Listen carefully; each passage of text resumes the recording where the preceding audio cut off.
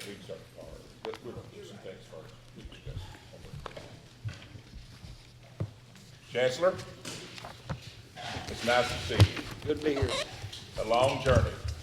Was. For those of you that haven't talked to the Chancellor much in the last couple of weeks, he hit the ground running. Believe me, he and I talk early morning, we talk late at night. He's been to Angelo's twice that I know of, may have been there more than that. So we're so proud you're here. It's an honor to work with you, and we look so forward to the years ahead being with you and watching you grow. Thank you very much. I was going to ask you to introduce Dr. Lang, but he's not here yet. So we're going to move on to something else, and we'll come back to that, if that's okay. Anyone else have anything to say to the Chancellor? Congratulations and welcome. Thank you for the tour this morning. I appreciate that, Bob. I'm a good tour guide. It was a good tour. And a belated birthday. Chancellor was 39 this week, so he's the youngest serving chancellor we've had in our system ever. I'm glad for that declaration as well. So we got these GoPros now, or what's going on here? The camera? Yeah. Yeah, the fancy cameras. Ah, okay. Okay, Larry, why don't we proceed? All right. That's right. If a shark comes to bite us, they're going to get it. You know. Now we will proceed with the swearing in of our student regent, Kobe Ray.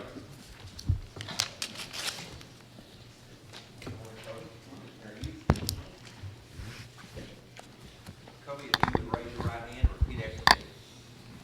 In the name and by the authority of the state of Texas, I state your name. Kobe Ray, Do solemnly swear do solemnly swear that I will faithfully execute that I will faithfully execute the duties of the office of the duties of the office of the student regent of the Texas Tech University System the student regent of the Texas Tech University System and will, to the best of my ability, and will, to the best of my ability, preserve, protect, and defend preserve, protect, and defend the Constitution and laws of these United States the Constitution and laws of these United States and of this state, and of this state, so help me God. so help me God. Your official.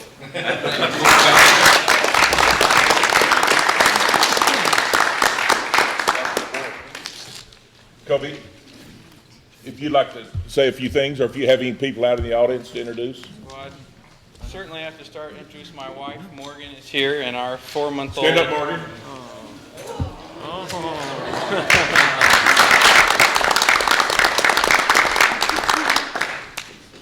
You know, it's just a privilege to be here. I had prepared a speech when the chairman told me I only had 30 minutes. That kind of went out the window.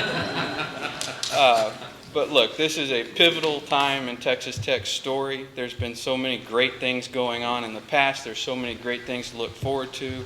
And so I'm just honored and humbled to be a part of it, to stand here among the regents and the great people at Texas Tech is just the greatest honor of my life, and I appreciate the opportunity.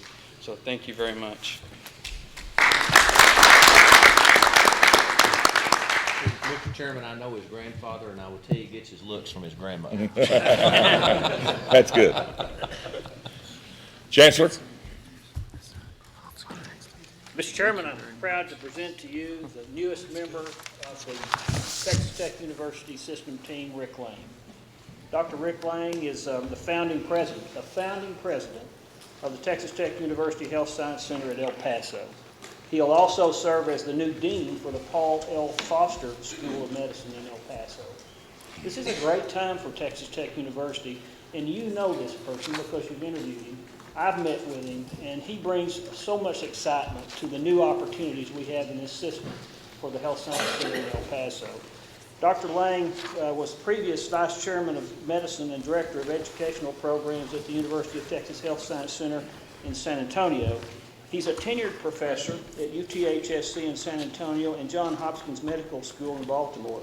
He received his BS in biochemistry from North Texas, and then also his MD from the University of Texas Southwestern Medical School. He's a cardiologist. His attendance will be mandatory at all. Dr. Lang.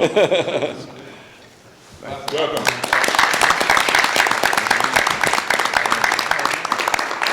Mr. Chairman, let me say that I can tell you that the community of El Paso, Rick has hit the ground running. He has met with the vast majority of the leadership in our community, and there is an excitement that Rick is the right guy to build on the great work that Manny De La Rosa started and really take us to new heights. And certainly, we were talking the way up here, creating a new university, just the little things, like we don't have a student council president. We don't have, we've got to create a seal, and we got to do things, building on the tremendous foundation of this system.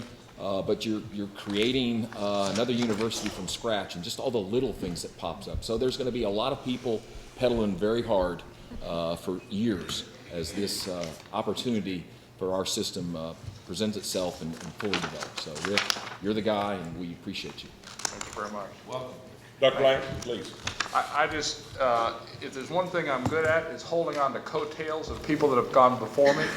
I'm hanging on the coattails of the Regent, the leaders from Texas Tech University Health Science Center.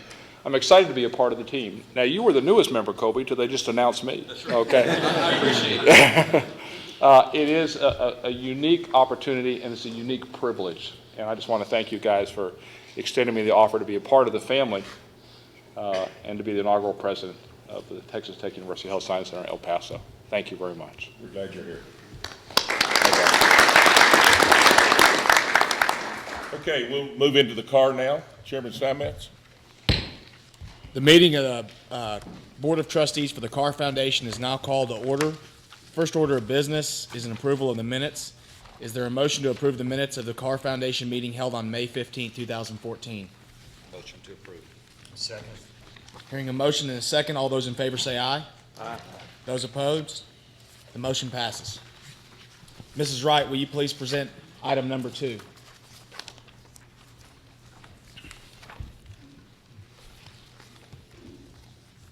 Thank you, Chairman Simons. Good morning, everyone. What we are presenting for a budget this year for the Carr Foundation is we're estimating revenue. Would you please speak up?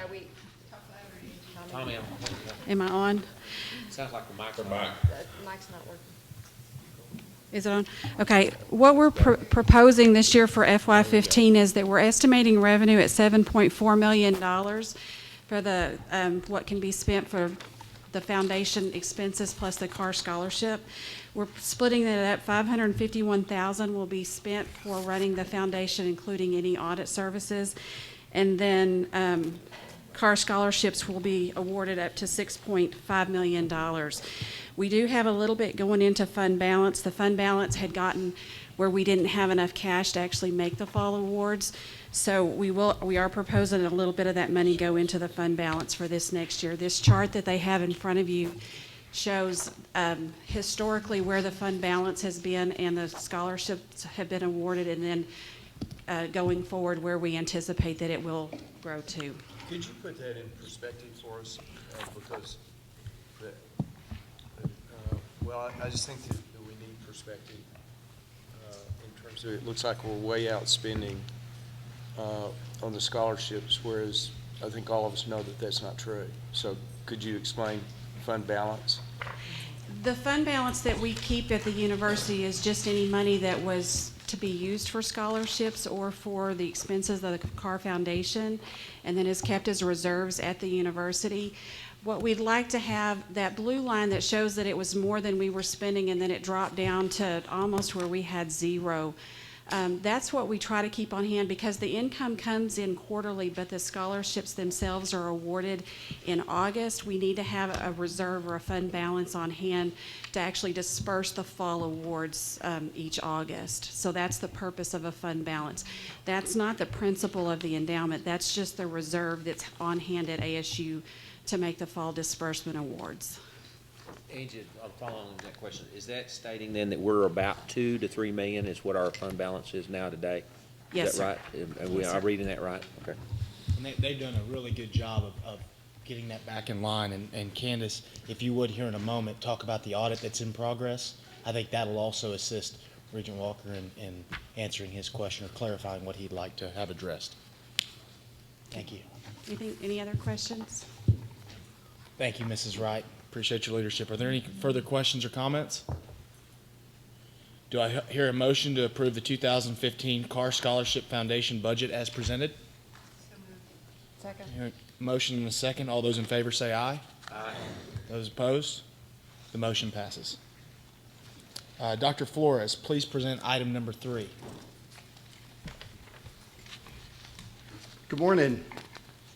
If we could go to the slide. Okay. So I would like to provide you with an update on what we did this past academic year, the 2013-2014 academic year. The first thing I want to show you is we have developed a CAR logo, CAR Foundation logo, so that we can market the scholarship and really advertise that and tie students connected to the CAR scholarship as well. So you'll see that in the first page.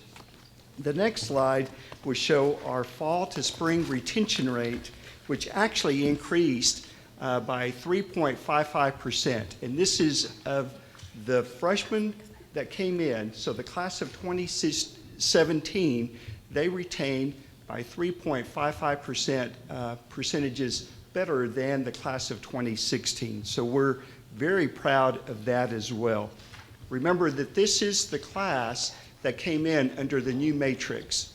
So this was our first year to implement that new matrix. Yes, sir. How many students is that 355? What would that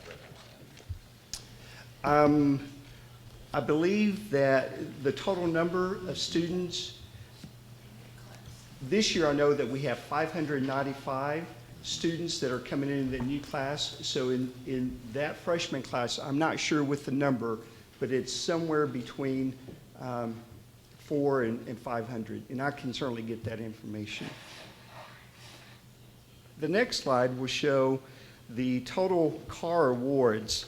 The light blue is the total awards for both undergrad and graduate, and you can see that we actually awarded 418 students more this past fiscal year than we did the previous year. So previously we awarded 1757, where this year we awarded 2175. Of those students, undergrad, we had 1785, and then 390 were of the graduate student recipients. The next slide will show the summer school awards, and we actually have budgeted $200,000 for undergraduate summer school, and we actually awarded 470. We had 342 students. And if you'll remember, our initiative was to really begin to work on freshmen and sophomores to get them into summer school so that they could graduate in 4 years or less. And we added this with the free housing as well, and we'll talk about free housing in just a moment. So we saw that freshmen and sophomores really enrolled at a higher rate for summer school. Our juniors and seniors didn't, and we're working to see what was happening there. So we were quite pleased with that. We had 114 graduate students for a total amount of $136,500. What this really tells us is that we're now able to set a budget for summer school, where before we would just have leftover money from CAR. And so now we can really set a budget and have a target number. The next slide, please. So with the CAR graduate budget, we have budgeted $782,000, and we actually expended $970,538. Of course, as we have grown with graduate school, that budget has increased as well. And so we're beginning to budget for that, projecting out growth as well for graduate school. So that's what happened this past year. This upcoming year is the update for 2014-2015. So what you see in this next slide is you see the signing days that we had. And this was comparable to what athletes do. When an athlete is given a scholarship at a certain university, they will have a signing day. Well, we had this for our CAR recipients. Dr. May actually traveled all across the state of Texas, and these are just two pictures of the 6 recipients that were awarded the Distinguished Scholarship. But the signing days in the local area included all of the car recipients. So at Central High School in San Angelo, we had all of those students at the C.J. Davidson, and it was a huge event.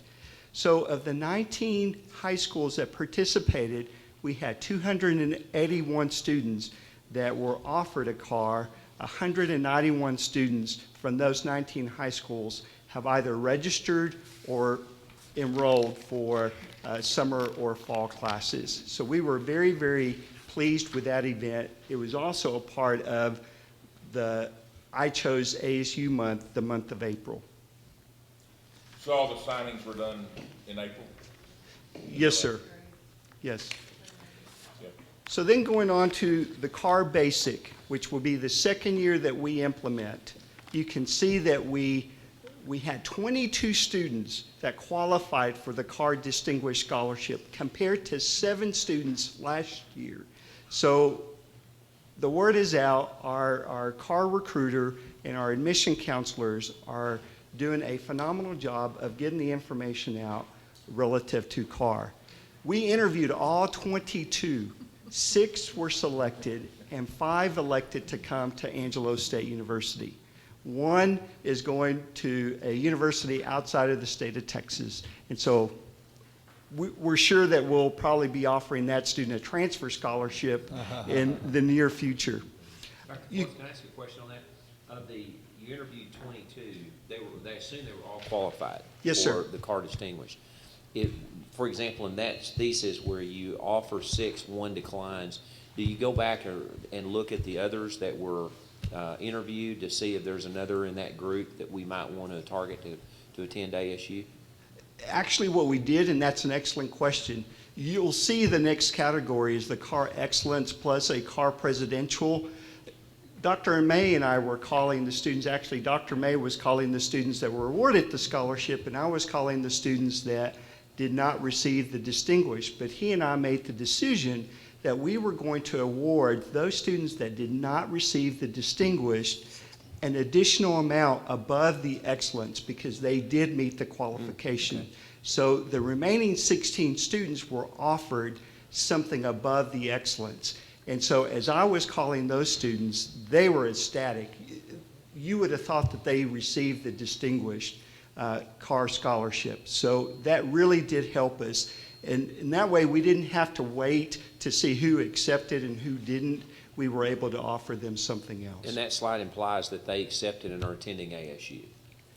It's been awarded. I do not know if they have registered for classes for the fall. I'll give that follow-up at the next time that we have a meeting. So then you can see that for the other categories, the available is what we had budgeted, and the awarded is how many students actually qualified for the car scholarship. I can tell you that to date, we have pretty close to 600 students who have enrolled out of all of these students, so we're close to 50% of those students that qualified that are enrolled at Angelo State for the fall or came in the summer. And we're still working on some of those students who have not enrolled yet for the fall. Next slide. One of the differences for next year is we were seeing that students that had a 22 to a 24 ACT were receiving the $1,000, and we were hearing from those students that they felt that wasn't competitive enough for them to come to Angelo State or to even participate in the car scholarship program. So for next year, we have increased their award by $1,000, and they will receive a $2,000 car gold. And then the students who earned a 21 on their ACT or the associated SAT will receive the $1,000. Where would Mickey and I have, if we combined our 2 scores, where would we have been? Well, I'm sure you would have received a presidential, and we would have. I wouldn't have made that. I'm just saying, Chairman Long, we got a chance.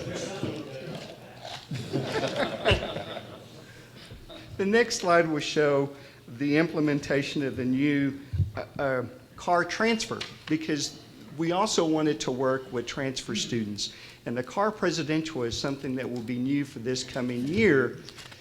And this is where Dr. May has met with community college presidents and those that are partnering with this, and we have offered those community college presidents to send us a list of their top students, and we will award them a car presidential transfer. And so we have had 43 students who have been nominated through that process and have been awarded those scholarships. We also have 77 car fellow transfers, and the car gold we have 158, and those amounts have changed. Previously, with this past year, we had different levels in the transfer, but we wanted to become more competitive with transfer students as well. This is only the second year that we've offered transfers, students. Correct. Transfer. Under this model, yes, yes.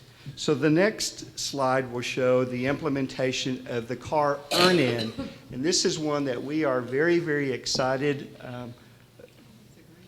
These are students who were enrolled at Angelo State University, but when they were accepted, they did not qualify for the car. And so our previous procedures or processes were that if you didn't qualify for the car when you were accepted, you weren't going to receive a car after that point. So now students who are performing very well, and you can see we had 8 students who earned 30 hours in the academic year with a 3.75 to a 4.0, they're going to receive a $2,500 scholarship now.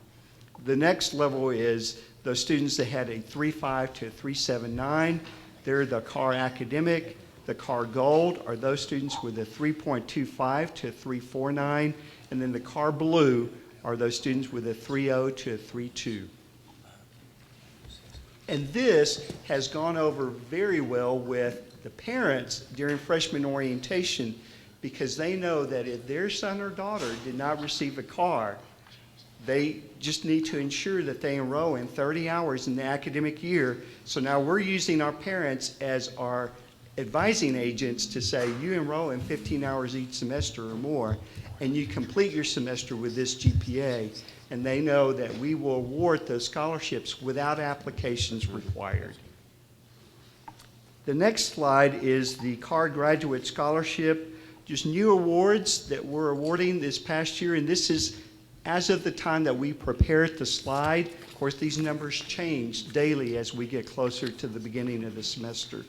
But in the car fellow graduate, we have 47 awarded so far. Car academic, 55. The car blue and gold, 36. And the Doctor of Philosophy, 26 new awards. And these are new awards. So that's what we will be doing this coming year. For the 2015-2016, looking ahead, the next slide will show that what we are planning on doing, one more slide. Specifically, what we're planning on doing with the car fellow, the car academic, and the car gold, the car blue, we are going to increase those amounts. When we increase the amounts for incoming students, we also go back and we increase the amounts for students who are currently with us, so that we can retain them and they don't feel like they were cheated because someone else is coming in with a higher amount, but yet they had the same qualifications. We're not looking at increasing the distinguished or the excellence because we feel that those are still competitive. Making these changes for the 2015-2016 academic year will cost us approximately $745,050. So we think we have the money. We've worked very close with Mrs. Wright to ensure that we have these funds. But this is one of those that if something were to happen and we were running short on funds, we would modify this.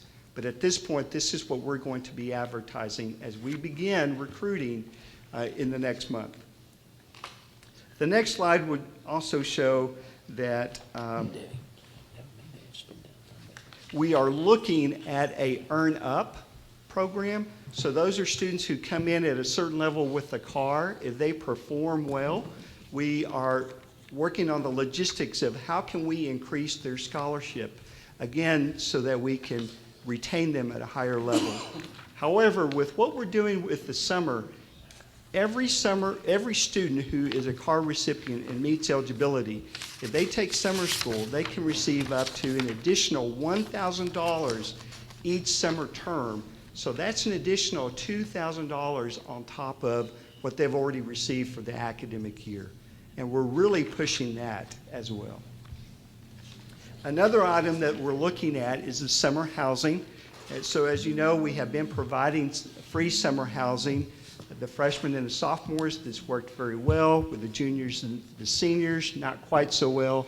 And also with some information that Regent Steinmetz had made about housing and car and et cetera, we're looking at what can we do to offer car scholarships for students that are car recipients, and maybe using a different residence hall and keeping them as a cohort, and increasing those graduation rates even more. So that's something else that is also under consideration.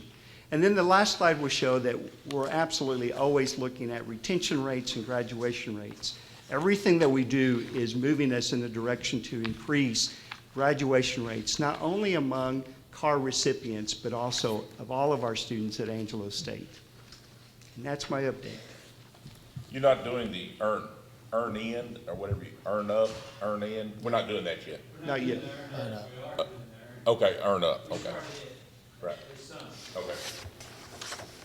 Dr. Flores, I appreciate your time in that thorough report. I would just say that, this has been the most comprehensive overhaul of the Carr Foundation in the 3 years that I've served on the board. And I know that Chairman Long really wanted to see us retain and recruit as many talented students as possible. And I want to say, Mrs. Wright, I appreciate your work on it. But Dr. May, you heard the trustees loud and clear, and you implemented, and I appreciate what you're doing for kids that otherwise wouldn't have an opportunity to attend school. So congratulations, and even though you didn't make the other 22 calls personally, Ken Hance would have. I just want to point that out. Are there any, but before we move on, I want to have Candace come up and give a quick report on the audit that's in progress, and then we will open it up to Deb's questions. Mr. Chairman, Dr. Flores, can we get copies of those slides? Absolutely. Do you mind? That was very, that's great. Yeah, while we're still on that, I think this is by far the most improvement that I mean, it's the first time I've really been excited about sitting in on this board meeting, and that's all to your collective credit. This is quite an accomplishment, and you guys. We had some additional things that we're doing in the fall with dual credit, and I think you'll be excited about that. Yeah. You're not doing that dual credit now? I thought you started. No, we have to change some things in the admissions. Okay, And we will do that at the October meeting, and we'll try to implement it this spring. very good. Go ahead, ma'am. Okay. At the last meeting, you all voted to hire the Bank of Texas division of the Bank of Oklahoma to do our oil and gas mineral management audit. We have been working very closely with Mr. Tim Rates and Phil Gatlin from that firm, and we've kind of hit the ground running. And to start off, we were just trying to get them up to speed on our office, make sure they thoroughly understand all of our procedures and kind of how we are currently operating. And now we are in the process of going through those top 25 leases, as we discussed at the last meeting. We're going through our files, pulling everything that they need for that, getting all of our accounting records to them so that they can do their audit work. And they're looking at probably the end of December to have everything completed. Very good. Johnny, do you have any questions? We thank you for the recommendation to do this. And are there any questions, Mickey? No, nothing. Okay. That's great. Before we take any final announcements, I know Regent Montford has a couple of questions. Would you like to? I do, and so my disclaimer is, as a non-finance person, I just have some questions with regards to the budget. And Regent Walker, we're one of the ones who's really brought this to our attention as far as the growth of the fund. And when you look at, and I'm on the page with all the numbers, when we look at from 2009 where the fund was, and you're looking at the projections of 2019, and if I read this right, we have growth of 100 million. Am I wrong? The question then goes to how the assignment of the car scholarships, is there going to be an increase in number? I presume there's a march up, but I don't know how you keep track with our duty and obligation to expend funds and at a certain rate, whether you just up the amount of the cars, whether you are, there will be more of them, and the rate of growth on the fund versus how many scholarships we're offering and the value of those. Is there a matrix of evaluation of what we would expect? Can I Yes. explain one thing before Dr. Knight answers? I think that we're going to have a committee look at all this, and you know, the comment was that we as Regents, if we see something in a 10-year period more than double, and then you look at, you know, it's sort of law of large numbers that you know, 174 million, you know, before you look up, it's going to be 400 or 500 million. That's right. And really, our Regents haven't done the job, and so that's really what you're appropriately asking. And I do think that some of us will look into that in some detail. So I'm preempting you a little bit, but I think it's a great opportunity for you. A lot of the credit goes to the long-term fund performance too. You know, when we changed to the Texas Tech system, we've been able to attain unprecedented returns prior to joining the system. And so what we've done and what you saw today is a very aggressive approach to spend this money very quickly, but prudently.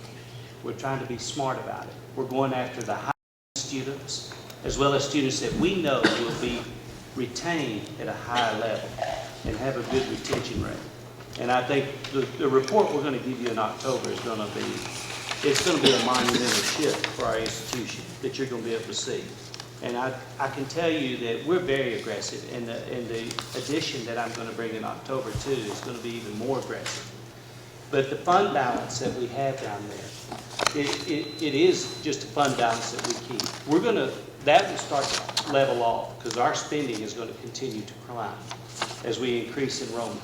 But we want to do it with the right students, the students that we know we can keep. And we've become fairly sophisticated as far as their scores. They're a very good predictor, both the ACT and the SAT. And we know where to put our money to acquire students that we know will stay and be successful. So if I might ask, if there's going to be a workup on this. So I'm looking at, in 2019, that we have actually projections of less operating expense than we do now, but we have certainly growth in the fund, and we're going to increase the fund balance by a couple of million as far as having on hand. And I'm just trying to kind of wrestle with the numbers. The thing about fund balance is the bigger your budget is, your fund balance needs to be there. Right. It's going to go up. But what you want it to do is you want to make sure that you have fund balance so you can start the next year and be ready, prepared. Because we're going to be pumping a lot more dollars into each category and to create new categories. And so that fund balance will grow a little bit, but we want to keep it to where it didn't get out of hand like before, where we had just an excessive amount. Right. I think that was my question, is that there's a decrease in the ops budget going forward, although you're going to handle more and more scholarships. And so I just didn't understand why there was the thought that you would not, I mean, we never want to increase ops budget, okay, but looking at the maintenance of this and what it's going to take to really expend the funds. Well, some of it is, you get some economies. Right. You know, and so I applaud you for that. It's a flat fee on some of these, especially the salaries and stuff like that, because we kind of keep those salaries in line with our existing institution employees. But there'll be some fees that are, like in the long-term fund, your fees go up with the balance of your because it's a percentage. In reality, what you're seeing in that, as a percentage-wise of the operation account, it's just economies to scale. If the corpus continues to increase, that percentage of fund, that operating expense should decrease. That's right. Minimally. That's right. Each year by economies of scale. It will. Yeah. Well, Got you know, and everybody, I think, understands that we're not seeing the whole picture here. That's right. The real, the underlying basis for all this is coming out of these royalties. And as I've talked about this before, you know, things don't, go to the sky forever, but, and Mickey and I've talked about this, the Permian Basin is going to be drilled horizontally, and it's our biggest basin, it's our most important basin, and unless you view the fact that peace is going to break out in the Middle East for the first time in thousands of years, the price of oil is going to continue to reflect the problems, and we're having more problems than we've ever had before. And so that underlying growth, which is not reflected here in the actual royalties, is, and it should be reflected probably, it's just overwhelming, what we're doing, and that's what we've got to look at. We've got to look at both parts and then what we're spending, and that's what Dr. May and his associates are doing such a good job. They're starting to react to this, and they're reacting magnificently in terms of. And I say, it's in concert with Mr. Brunges too. He's a big part of helping us, and I can tell you, anytime we've ever come to him with any assistance or with additional funds, he's more than agreeable to anything we have, after we explain our procedure.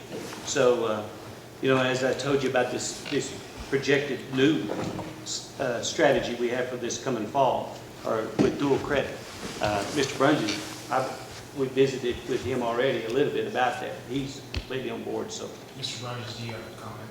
Yeah, I want to comment about a couple of issues that are going on here and see if I can add a little bit to the clarification. The first issue was what Ms. Wright reported on the fund balance issue. That's only a short cash flow problem. I mean, if we started school after Labor Day like we used to, we would not even see that. But now, because we started in one fiscal year, we actually award a fiscal year a little bit early. But that also gives us some cushion for awarding the awards in the CAR. I think I was looking at what we're going to be awarding next year, we're going to award $6.5 million. That's more than $1,000 per student on average at Angelo State. That's a significant thing.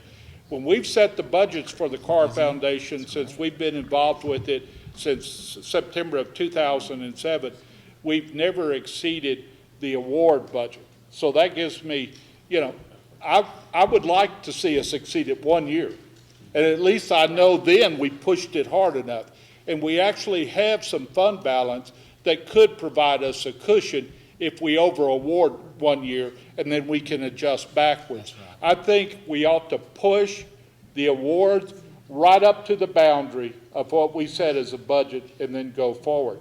As far as the operational budget for next year and the year after, that includes some funding that's going to be set aside for audits of the oil and gas audit. So that is the increase this year, was that we added that as a requirement. We had plenty of fund balance, so that's what that was about.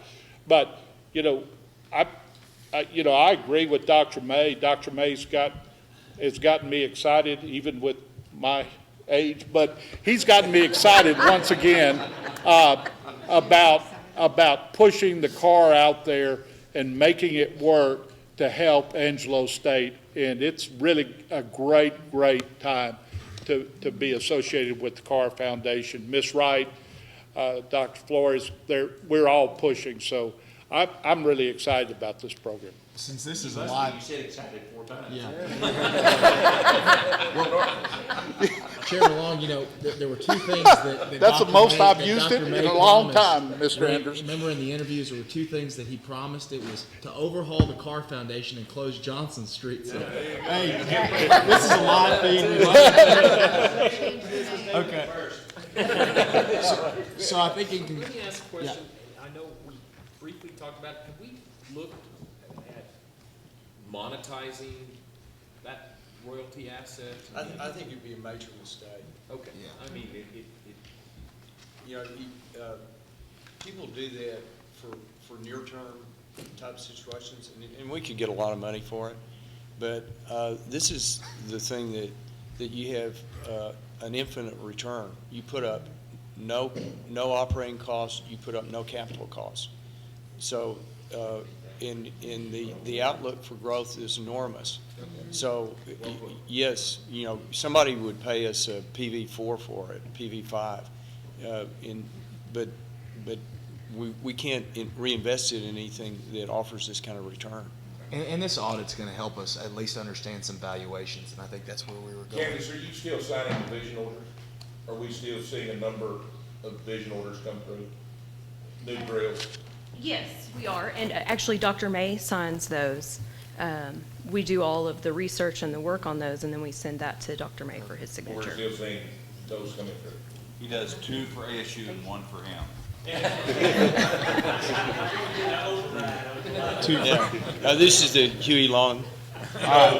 What has happened here, when Dr. May became president, our enrollment was on a decline, so he had to find a tool that he could use to increase our enrollment.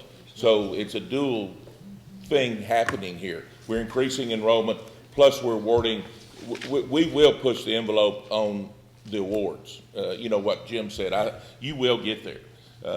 I know you will, so excellent job. A kind of a sidebar question. Are we getting people trying to drill on Texas Tech land? I mean, we got people inquiring, or Yes, we do. Huh? We do. I have a report on, most of the Texas Tech mineral properties are held in the foundation, and I'll be able to give you a report on that tomorrow of what we're doing. But we had a couple I mean, of. with fracking, you can find oil anywhere in America if you Good drill point. deep We're enough. still, and we're find still it. seeing, You know? we're still seeing oil, leases come through, royalties. Actually, it's getting closer to Lubbock. It's coming up from Gaines County, so it's amazing. And recently, Micah Maloof in the Institutional Advancement Office helped push up, and we got a very attractive offer for down around Brownfield, which is getting pretty close. Can we reach that from El Paso? Have all the minerals you need within 50 miles of El Paso. Are there any further announcements? Okay. If there's no further business to come before the board, do I hear a motion to adjourn? Hearing a motion, and a second? Those in favor say aye. Those opposed? Call us adjourned. Thank you. Chairman Neal, Academic, Clinical, and Student Affairs Committee. The Academic, Clinical, and Student Affairs Committee is called to order. I would entertain a motion to approve the minutes of the meeting held on May 15th, 2014. Second. All those in favor? Aye. Opposed? Motion carries. Dr. Allen, will you please begin with item number 1? Thank you. ASU presents to the board a motion for the granting of academic tenure. This is for Dr. Rena Gabbert. She joined ASU in June 2014, although previously employed there a number of years ago. She is the program director for nursing, and on September 1, we will be separating nursing and physical therapy. They'll become their own departments again, and she will assume responsibility as department chair. She will also begin on September 1 her appointment to the James A. Buddy Davidson Foundation Chair in Nursing Excellence. She has a wide variety of experience, most recently in El Paso and at the Texas Tech University Health System. It will bring the number of tenured faculty at ASU to 131, which will represent 65% of the faculty. I know Dr. Gabbert. She's an outstanding lady. She The is. loss for El Paso. You probably never even got to know her. But congratulations on getting her. Thank you. We're very pleased. Is there a motion to approve this item? Second. All those in favor say aye. Aye. Opposed, same sign, motion carries. Dr. Allen, please continue with item number 2. It is with great pleasure that we present to the board a recommendation for emeritus appointments for 2 of our very long-term faculty members.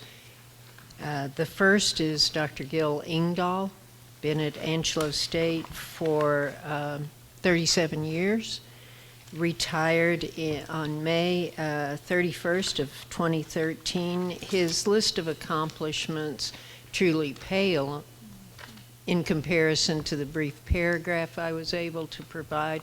Long-term chair of the Department of Agriculture,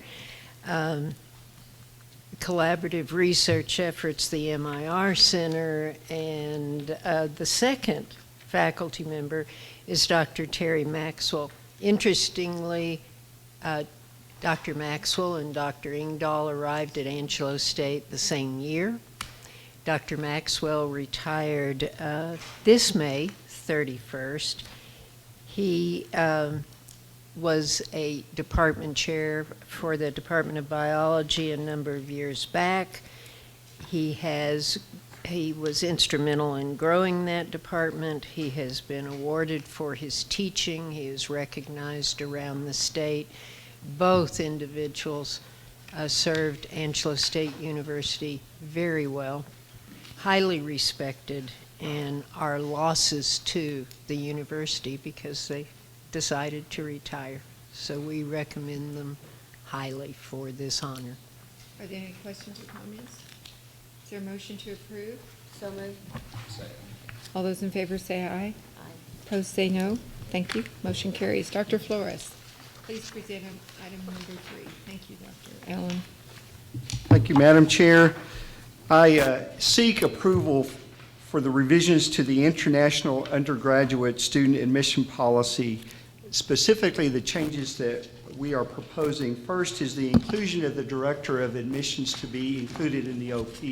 At Angelo State, the admissions of international students is processed through the Center for International Studies, which is separate from the admissions office, a model like we have here at Texas Tech.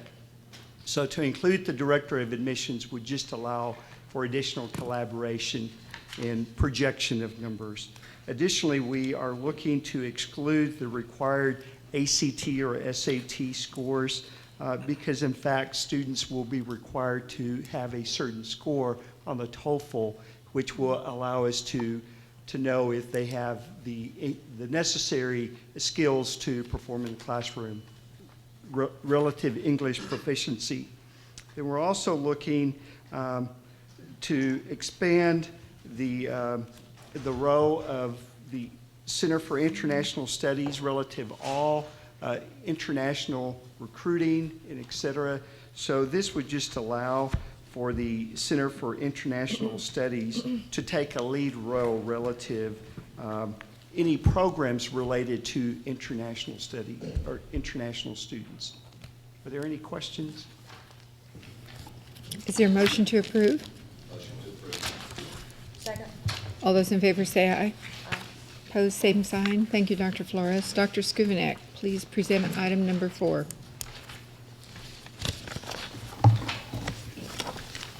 Madam Chair, Chairman Long, members of the board, the Chancellor concurs with the recommendation of the President that the Board of Regents approve the granting of a tenure to the following faculty contemporaneously with their appointments.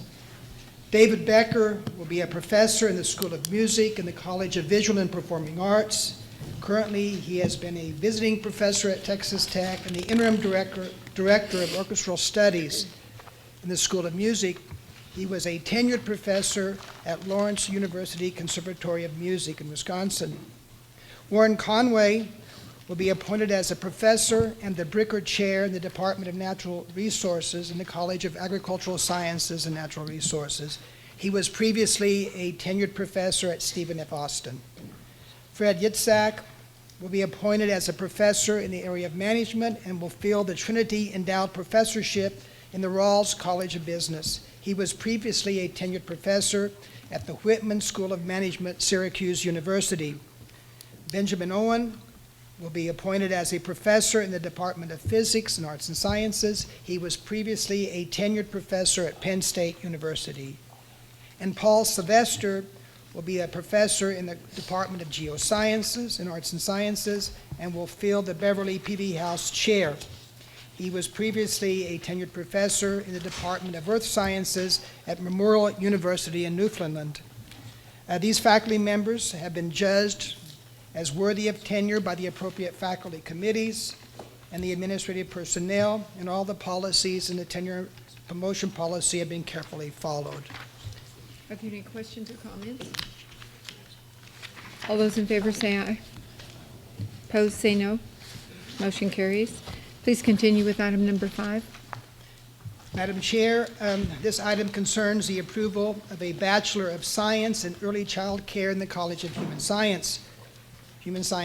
The Chancellor concurs with the recommendation of the President that the Board of Regents approve the proposal to create a Bachelor of Science in Early Child Care and authorize submission by the Office of the Provost and the Senior Vice President to the Texas Higher Education Coordinating Board and the Southern Association of Colleges, Schools, and Commissions on Colleges for their review.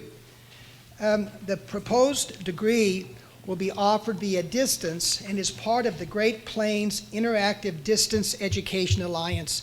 This is a consortium of 20 universities that was established in 2001, and Texas Tech was a charter member of this consortium. The College of Human Sciences currently offers master's degrees as part of this consortium in the area of consumer science education and gerontology. The College of Agricultural Sciences and Natural Resources also offers 3 master's degrees as part of this consortium. This degree is a bit unusual in that it's the first bachelor's degree offered as part of this consortium. There are 51 hours in the major area of study. The students will take their core at Texas Tech, but of the main degree courses, Texas Tech may only teach 1 or 2 of those by our faculty. But all of the hours they take will be TTU SCH, and this is the practice that's been established for these other programs. The primary audience for this program will be U.S. military members, and this program was developed through the support of the Department of Defense, which offered funding to establish this degree through a $1 million grant, and Tech was a subcontractor on that grant. And so it felt that this is a very useful program for students who are mobile and can't typically take the traditional residence programs. Dr. Skubinek and he's humored me with a lot of this extra background. But I do have a question. I don't know if you, Dr. Nellis, know the answer. Why are they limiting a university to only 2 courses max?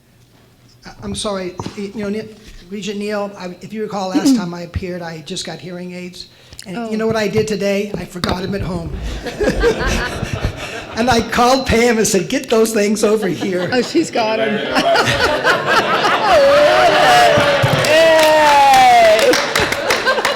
Embarrassing. That's a little bit too much detail. So I apologize, but could you repeat that question? I'll be happy to repeat She's waiting for the entrance. I'm curious if you know why no school can offer more than 2 courses in this consortium. I don't think that they're prohibited from doing that. Says they can't. But that's always been the practice. We may offer 1 or 2. It depends. It's very much a shared effort, and those faculty, in some sense, are just like adjuncts. Okay. They're teaching courses for us, and these are very good institutions. There's several AAU members in this group, and so the quality of instruction really isn't affected by the fact that it's very limited in terms of courses taught by Texas Tech faculty. So they're just spreading the work of it around the different And what it enables us to do is to capitalize on expertise at these other schools to offer these degrees that we could not offer here. It's an interesting concept. Okay, any other questions or comments? Thank you. I don't know if you can hear. All those, may I have a motion to approve? So moved. All those in favor say aye. Opposed say no. Motion carries. Dr. Nellis, I believe you are the next one. Regent Neal and other members of the board, pursuant to Section 12.03 of the Regents' rules, the Chancellor concurs with my recommendation that following the appropriate waiting period, the Regents approve the installation, location of a plaque recognizing the tenure of Dr. John Whitmore, the 14th President of Texas Tech University. He served as President from 2003 to 2008. So I would recommend approval. Are there any questions or comments? Has the date been set? September, I believe, is when. Installation? September, sorry, I don't have a specific Okay. date, but there is a date in September. Okay. All those, or may I have a motion to approve? So moved. Second? All those in favor say aye. Those opposed, motion carries. Dr. Burke, please present item number 7. The Chancellor concurs with the recommendation of the President that the Board of Regents approves the granting of tenure to Dr. Gunapathy. He is coming on as Professor and Chair of the School of Medicine's Department of Cell Biology and Biochemistry. That's the department that Dr. Whiteloff had chaired for 30 years. Dr. Gunapathy has served as a tenured professor for over 30 years at the Medical College of Georgia, now known as the Georgia Regents University, and he's been chair of the Department of Biochemistry and Molecular Biology there. He's a very productive researcher, continues to have NIH funding. He's had 30 different NIH grants. He's been an excellent teacher of the year in biochemistry for many years in Georgia. So we think he's going to do an excellent job to continue to lead this department that Dr. Whiteloff had led for so long. Thank you. Are there any questions or comments? Is there a motion to approve? Second. All those in favor say aye. Opposed say no. Motion carries. Dr. Lang, welcome. Would you like to present item number 8? I'd be delighted. Thank you, Jim. The Chancellor concurs with the recommendation of the President that the Board of Regents authorize the process of establishing a freestanding graduate school of biomedical sciences at Texas Tech University Health Sciences Center, El Paso, offering a master's as well as a doctoral degree in biomedical sciences by obtaining the required accreditation and related approvals from the regulatory authorities, including the Texas Higher Education Coordinating Board and the Southern Association of Colleges and Schools Commissions on Colleges, or SACS. Since its establishment in 2009, the institution's placed an emphasis on translational research. We've had the privilege of being a regional campus for the Lubbock Graduate School of Biomedical Sciences, and we've benefited from that. But the movement to a freestanding medical or freestanding graduate school will allow us to enhance and expand our programs. It will allow us to recruit top students. It will allow us to facilitate bench-to-bedside research with the faculty there. It will enhance collaborations binationally. So we think it's a positive move. There are currently 24 students enrolled in the program under the leadership of the interim dean, which is Raj Lakshmana. The nice thing about it is it'll be budget neutral. We'll use existing funds and informative funding that will kick in 2018 to fund the program. Good. Any questions or comments? May I have a motion to approve? So moved. All those in favor say aye. Aye. Motion carries. Dr. Burke.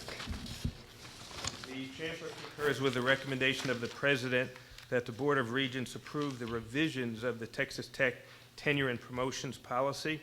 This is a Health Science Center operating policy for both El Paso and Lubbock, Amarillo, Permian Basin that provide tenure and promotion guidelines.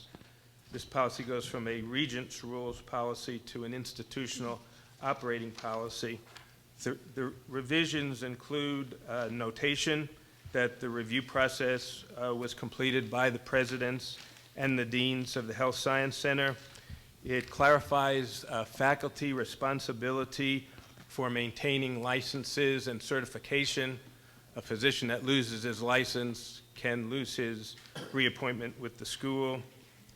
It describes the types of non-tenure track appointments, really not too much change there, and the guidelines on providing notice on non-reappointment. It notes that non-reappointment cannot be based on impermissible reasons, race, color, national origin, age, disability, gender, genetic information. And it reduces the deadline for appealing a non-reappointment from 20 days to 15 business days. And there's some other language to improve clarity and reorganize the policy. Are there any questions or comments? Is there a motion to approve? Second? All those in favor, please say aye. Opposed, say no. Motion carries. Thank you, Dr. Burke. Thank you. And Dr. Lang again, please present item number 10. Thank you, Madam Chairman. The Chancellor concurs with the recommendation of the President that the Board of Regents approve to confer the title of Professor Emeritus at the time of the retirement, at the end of this month, on David Steele, Ph.D., who's currently Senior Associate Dean for Medical Education and Professor of Family Community Medicine. And we do that on the basis of his excellent service to the Texas Tech University Health Science Center, El Paso, Paul L. Foster School of Medicine. As I mentioned, David retires at the end of this month. By the way, my arrival and his retirement have nothing to do with one another. David has done an exemplary job with the curriculum. And recently at a national meeting where LCME, to all the medical schools, highlighted the 10 medical curriculums that were most innovative, and they wanted them to emulate. The El Paso curriculum was number 2. And that, to a large extent, is what David Steele's done. He's done a fantastic job at our institution and working across with Dr. Mitchell and his group as well. It's somewhat self-serving. Giving the emeritus status will do 2 things. It acknowledges what he's done, which has been nothing short of phenomenal. The curriculum's really quite good. 7 years. I helped to rewrite the curriculum at Johns Hopkins. We called it Genes to Society. We just rearranged courses and changed the name. We didn't change very much. We just dressed it up. This is really innovative. So I think it's worthy. But secondly, it allows us to retain some of his services on an advisory capacity, which I'd like to do in the future. Any questions or comments? All those in favor say aye. Opposed, say no. Motion carries. Thank you. I believe that concludes the meeting of the Academic, Clinical, and Student Affairs Committee, Mr. Chair. Thank you. Chairman Francis, Audit Committee. The audit committee is called to order. I would entertain a motion to approve the minutes of the meeting held on May 15th of this year. Can I get a second? I'm sorry. Can I get a motion? Sure. And a second? Second. All those in favor say aye. It's carried. Ms. Turner, would you present item number 1? Yes, thank you. Each year, in accordance with the Regents rules, we request approval of our annual audit plan for the upcoming year at the August board meeting. Our standards that we're required by state law to follow require that periodically we discuss the definition of internal auditing, our code of ethics, and the standards with senior management and the board. So this is the definition of internal auditing, and you'll see some key words here: independent, objective, adding value, improving operations, and then our scope, which is risk management, control, and governance processes. The code of ethics that we follow addresses 4 principles and gives us rules of conduct related to each one. Those principles are integrity, objectivity, confidentiality, and competency. Our mission is defined in the Regents rules as assisting the Board of Regents and the other units of the Texas Tech University system in identifying, avoiding, and mitigating risk. And so you hear me talk about risk virtually all the time. We have a standard that also guides how we put together our annual audit plan. We have to base it on risk. And so there's a very robust risk assessment process that goes on throughout the institutions to provide us with information to allow us to do that. Here are some areas of focus in our 2015 annual audit plan. This is not every engagement that's included, but I grouped them in some categories. First of all, academics and research, clearly the primary reason that we are all here. At TTU, we're going to add to the work that we completed this year in international affairs by adding the Center in Seville, Spain, the Vietnam Center, to that work. We're also going to audit the TI, the Institute of Environmental and Human Health. There are millions of dollars of research that flow through there annually, funded by federal, state, and private sources. And earlier this year, TTU was proud to open a BSL-3 lab out at the TI. At the Health Sciences Center, we're going to develop a template to really efficiently work our way through the School of Medicine clinical departments, similar to how we've approached the El Paso clinical departments over the past several years. And then at Angeles State, we're going to be doing, in addition to the annual audit of the Carr Foundation, we're going to look at state-funded grants, these joint admission medical program grants. Both of those are sources of funds that benefit students. The next category is really, the bread and butter of our work, looking at our financial resources. Most of you are aware that the University of North Texas has uncovered multiple accounting issues over the past year, and they're actually still working through some additional ones, I understand. In addition to addressing the governor's request for work that we are currently doing to analyze benefits paid by the state on behalf of our universities, we also plan to audit accounts receivable at all of our universities this year. Also, in conjunction with the Texas Tech University's SACS accreditation efforts, reaffirmation of its accreditation, there is a required financial statement review engagement. It's lesser in scope than an audit, but it is very broad. My office performs that work and works with the state auditor's office, which issues the report on that. We also have several construction contracts under engagement with our independent audit firms. There's one ongoing right now, the West Village that you all saw this morning. There's an ongoing audit of that'll be completed once the final billings are in. And then we have 3 more currently engaged: the Research Park, the Bear Crop Greenhouse Building, and then also the Human Sciences Life Safety Upgrade that will happen next summer. In El Paso, about this time next year, actually a little bit earlier than this next year, we will be issuing RFP and engaging an independent audit firm to audit the fiscal year 16 and 17, at least, financial statements of El Paso. In order to prepare for that work, we're going to do some work in financial reporting controls to try to make sure that the groundwork is in place to prepare for those audits. We're also going to do some work in the medical practice plan business office in El Paso, looking at revenue distribution processes and at their in-house collections process. At Angelos State, we have on the plan our facilities maintenance office, which is their physical plant, as well as the Office of Development, which stands to have its best year ever, I understand. And the third major category is in compliance. Higher education has some of the most stringent compliance requirements of any industry. So at all of our universities, we're going to be taking a look at processes related to Title IX compliance.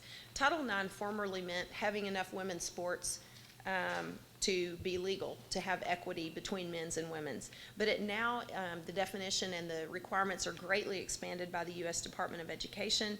And now those compliance requirements also relate to the investigation of reported sexual discrimination, harassment, and assaults. The requirements are really onerous, and there are upwards of 50 universities across the country that are currently under investigation by the U.S. Department of Ed for not handling or potentially not handling those types of things correctly. So it's very much at the forefront of discussion in higher education and something that we want to take a look at. Also, CPRIT grants, you'll recall those are the Cancer Prevention Fund at the state of Texas. Second largest cancer research granting agency in the country. They're currently requiring independent audits of grants that they've issued, and so we'll contract that out to independent auditors for all of our universities. We're going to do some contract compliance work at 3 of our universities, Health Sciences Center, Angelos State, and TTU. And then at Health Sciences Center, we're also going to look at the operations of the Institutional Compliance Office, which handles HIPAA, privacy, as well as billing compliance. Those fall under the umbrella of institutional compliance. Every 5 years, the State Anatomical Board requires audits of the willed body programs, and we'll be doing those both at the Health Sciences Center El Paso and at the Health Sciences Center here. And last but not least, we'll look at faculty credentialing in El Paso. And like I said, this is not an exhaustive list of our engagements. It's just sort of some major areas of focus that we will have in the upcoming year. Are there any questions? Okay, with that, I'd respectfully request your approval of the plan. We have a motion? Second. And a second. All those in favor say aye. Aye. Any opposed?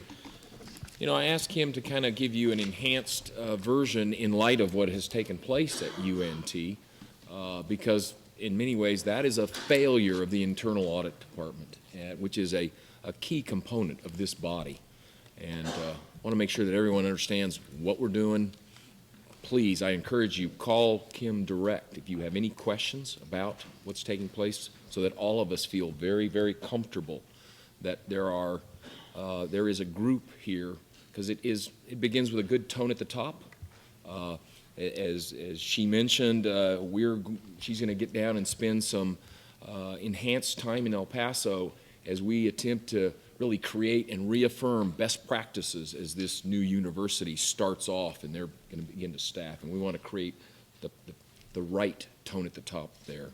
And so she'll be spending a little, as we take this kid through its teenage years and into adulthood, and make sure that they have great values. So, Kim, you can continue. Great analogy as the mother of 2 teenagers. one that just finished being a teenager. Well, the good thing is, Regent Francis, you'll be here when it's a child and when it's an elderly. You'll see that grandchildren. You've already been on the board, what, 112 years? All good, all good. It's a tough group, Mr. Chairman. Please continue. Yeah. Thank you. There's one audit that I wanted to just briefly highlight of the large book that you've got, and that is the intercollegiate athletics audit that we completed here at Texas Tech University. It's good timing with everybody being excited about football season coming up, and all of our programs are really poised for greatness. Although NCAA has suspended the rule requiring that the athletics rules compliance program undergo an outside review every 4 years, TTU leadership values this work and in helping make sure that the university's compliance program is functioning like it should. In fact, last month, the NCAA reopened a major infractions investigation at University of North Carolina, where over a 14-year period, the university held dozens of bogus classes that distributed inflated grades to many athletes, primarily in football and men's basketball. To be responsive to this risk, we sampled courses here at Texas Tech to try to identify these classes, which have been called vapor classes, phantom classes, ones with deliberately low expectations for student athletes that are used to maintain eligibility. This is academic fraud. Our audit did not uncover any bogus classes. We did see a few classes for athletes taught by athletics personnel, and we just recommended that those undergo a really robust review and approval process to make sure that there are defined criteria for grades, that they're academically appropriate, and that they're consistently applied across the course section. We also focus some of our work on high-access boosters and high-profile athletes, both of which bring special risks to the table in athletics. The Athletics Compliance Office generally has processes to monitor high-profile athletes and high-access boosters. However, during the last academic year, there were over 300 individuals with all-access passes, which gave them access to locker rooms, the press area, and even the playing fields. In addition, many of these, under NCAA bylaws, many of these fall under the definition of high-access boosters, which means athletics has increased monitoring responsibility related to those people. In addition to increasing risks related to NCAA compliance, there were also heightened risks related to fire safety and physical security. Consequently, we recommended that the university consider limiting the number of people who have this special access. We also recommended that NCAA compliance education be provided to the board and executive management at all Texas Tech institutions to help us demonstrate sound institutional control. In addition to looking at NCAA compliance, we also reviewed the vehicle management program in athletics. Athletics has a large fleet of university-owned vehicles, as well as vehicles loaned for department use, dealer cars loaned directly to coaches, and even 18-wheelers that are loaned for transporting equipment, football equipment and band equipment, to and from games. We found that not all of these athletics-owned vehicles were included in the institutional vehicle inventory for insurance purposes. We also saw that for loaned vehicles, there weren't always agreements in place specifying insurance requirements, timelines, and other conditions of the loan. So we just recommended tightening up these processes, centralizing the processes for buying and borrowing, and to ensure appropriate insurance coverage. Are there any questions? So are we responsible now for the car coach program insurance premiums, or is that by the individual? It's very loose right now. It's not well defined. So that was one of our recommendations, that we make sure everyone's clear on who insures those cars provided by dealerships. Good question. Any other questions? How long has that program been around? You called it the car coach program? Or John did? They provide them. Go ahead. Yeah, you know, the dealers provide cars, complimentary cars to some of our major coaches. That's what she's referring to. That's been in existence though. But that's been around for a long time. I'd say 20 years or longer, yeah. Yeah, it's definitely something that's a great benefit to our athletics personnel. There are a number of people, not just coaches, that have cars provided by dealerships. And most of the time, the coaches work with whatever dealership they're closest to and get their cars. We're just recommending tightening up so everybody understands who insures those, if there's personal use, how that's handled. We're not recommending any, limitation on that program. I had one more. Sorry. Just to build on what Kim has said, and she does an outstanding job. But on the transport of equipment too, and also our Spirit Squad, those are provided by people who just are very supportive of Texas Tech. But we just want to make sure we understand the support as far from an insurance perspective and liability perspective. That's what we're really, and she's brought that to the forefront here, I think, which is very important. Thank you. All the way to the company plane. Right. Yeah. Right. All right, and I have one more thing that I want to share with you. I'm really proud of some recognition that my office just recently received for our work in the ongoing fight against fraud. A couple of years ago, I was contacted by an internal auditor at the U.S. Department of Defense, Office of Inspector General, and they were researching fraud risk assessment methodologies online to recommend to their offices of Inspector General and audit offices around the country. They saw ours on our website and they wanted to find out more about it. After several discussions with us, they requested including our methodology in a resource and training guide that is to be distributed worldwide within the U.S. Department of Defense. And we're held up as an example. Our methodology is with examples from AAMC, from Grant Thornton, the 6th largest accounting firm in the world, from Naval Sea Systems Command, and from the Australian National Audit Office. So this is just a recognition of some work that my staff did actually several years ago, and I was really excited about it and wanted to share. Congratulations, Kim. You make us proud, as always. We very much appreciate your hard work and your staff. You've built an excellent staff, and we very much appreciate that. Thank you. That concludes my report. Any other questions for Ms. Turner? Thank you. The committee will now convene an executive session as authorized by sections 551.071 and 551.074 of the Texas Government Code, and we will move to the mass writer room for this portion of the committee meeting.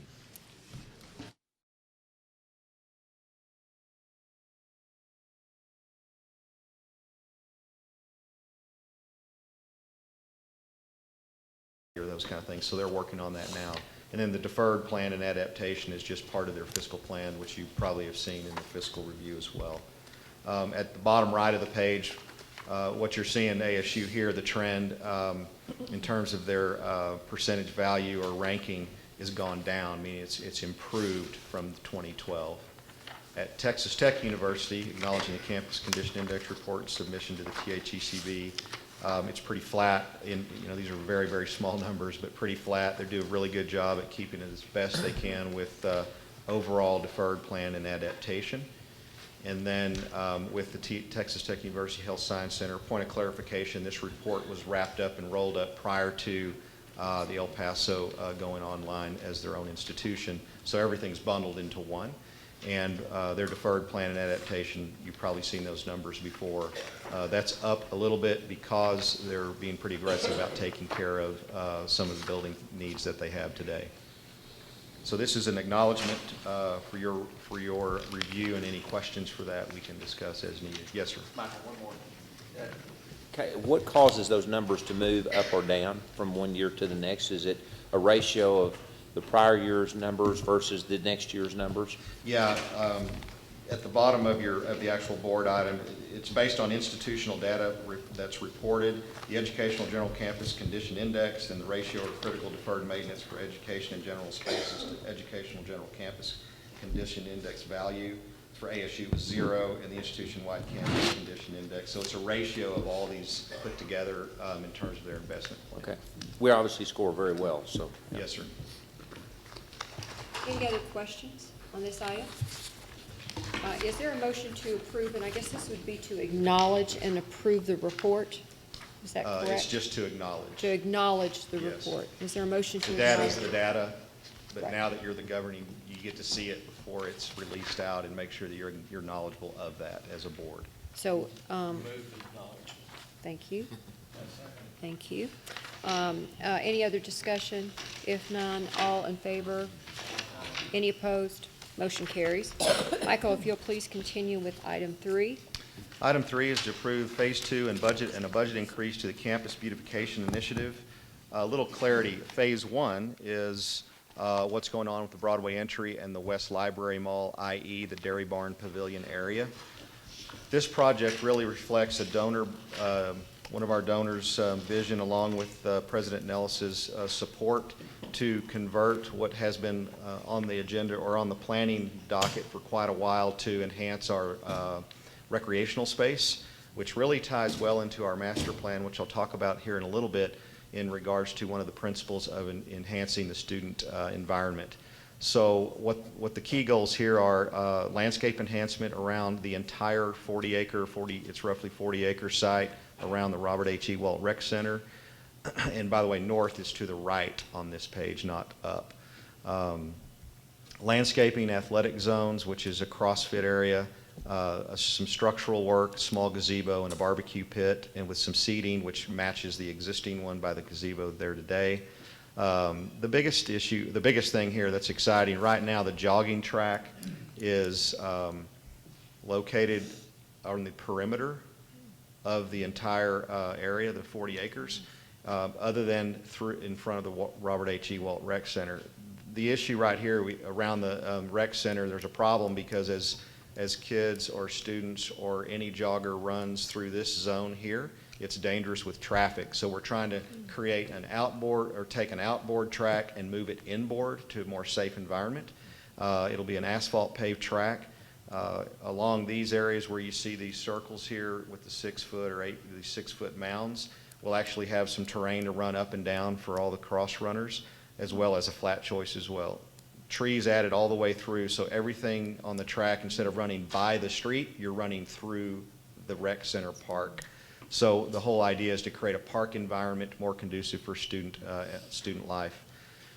We are adding some basketball courts right to the east of the pool, as well as some sand volleyball courts. Those are sold out in peak times. You can't even get a place out there anymore. They just have to say no. The left side where the pond, kind of the organic shape there, that is a water feature, not exactly that shape. We still have some design work to do. There'll be stone-lined pond. One of the things Dr. Nellis mentioned early on when we met was what a great opportunity, and he's been successful with in the past, of having some kind of fountain and water feature for students to congregate at, and it just happens to be perfect here, wrapping around the volleyball court. So the perimeter blue line goes away and converts to concrete, which is now a true pedestrian pathway for between classes and out to the commuter lots. Tommy, there you go. Sorry. So the scope of work in brief is provide enhancements to the overall park, including the amphitheater area, construct a new jogging trail, new basketball and volleyball, pavilion with barbecue grilling area, picnic areas with seating, enhanced area lighting and landscaping, obviously for safety's sake.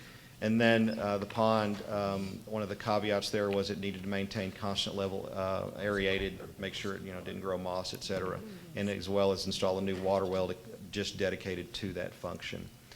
The total budget on the very right-hand side for Phase 2 is additive to Phase 1, and it breaks out a little over $2 million construction spend and then the soft costs down below. So right now, Phase 1, as you know, I mentioned at the last meeting, is pushed a little bit due to the warranty issues with the trees. The live oaks needed to go dormant first to stay into warranty. So we'll start planting those in December. We hope to finish in January. We have a little float in here for small plantings through March because of the spring plant. Phase 2, what we're proposing is to start with approval in September and finish in the spring as close to this March date as possible on Phase 1. So the recommendation before you today is to proceed with the Campus Beautification Initiative Phase 2 scope as listed on the sheet, as well as report it to the Texas Higher Education Board and amend our current construction contract. The project will be funded with donations, and the remaining balance will be funded with auxiliary and institutional funds by Texas Tech. How much of this is donations? $1.7 million. And just, I should know this, but I don't, how did it become, who is Urbanowski? Or what? Urbanowski was he was an instructor as well as a pretty renowned landscape architect in the region, Tech graduate, and has a great story behind that, and that's why the park was named there. When do you think it'll be completed? I missed that. In March of next year, yes, ma'am. Any other questions? Certainly, we want to recognize the fact that we have donors who are willing to put a lot of funds towards campus beautification efforts. It's really transformed the way our campus looks, and certainly appreciate the investments, large and small. So thank you, Mr. Molina, for working with the donor. If there's no other questions, I'll entertain a motion to approve. Second.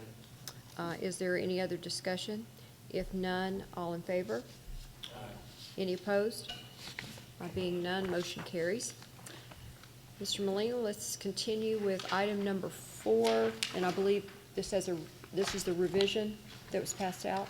Is that correct, Christina? Okay. If everyone has the revised. Yes, and the revision is reflected in our presentation on the screen Okay. as well. So this item is to approve a ground lease with right of access and use of Texas Tech University land. Just for clarity point, the red circle is going to be a new location. In the middle of that is a square, and I'll go into more detail in a moment. That's for a new AT&T tower site. In real simple terms, it's basically to increase not only Texas Tech's ability to communicate via cell phones, but also, or handheld devices, but also that area of the city. So it is, in some cases, a help for the entire community, not just Texas Tech. This is just south and west, but adjacent to the current greenhouse that's being built today, which is this structure right, if I can do that, right here. And that is now going vertical. If you drive by there, you'll see the greenhouse going vertical today. So what it's going to look like is this. On the right-hand side, it's an image. This is not it's not actually up. It just looks like it. This is a photographic image of a 60-foot proposed monopole with multi-directional faces for connectivity to cell communications. The blue zone to the right, 25 by 25-foot masonry brick wall. Basically, probably none of you will ever see this because it's so hidden up in the little niche. And what we're asking for today is utilization of this land, access to, as well as access to the land for utilities, which are this line down here, and then access for truck and service access there. The scope of the lease, and Mr. Brungis and the General Counsel's office really brokered this deal, did a great job. The ground lease, including the right of access and use for new singular wireless PCS LLC, installation of an unmanned telecommunication facility, so there's no building out there, improved wireless service to the Texas Tech campus and area. There's 3 tracks, that the 2 yellow lines as well as the blue, they total as shown on the sheet, track 1 and 2. One for the tower enclosure, the other for access and utility infrastructure connect. The lease terms, initial 5-year period, September through August 14 through 19, plus a 2 to 5 year automatic renewal. The rent starting will be $18,000 a year during the initial term, then increase during each renewal term, $21,000 and $24,000 respectively. TTU will have the right to cancel the lease after the initial term with at least 1 year's prior notice.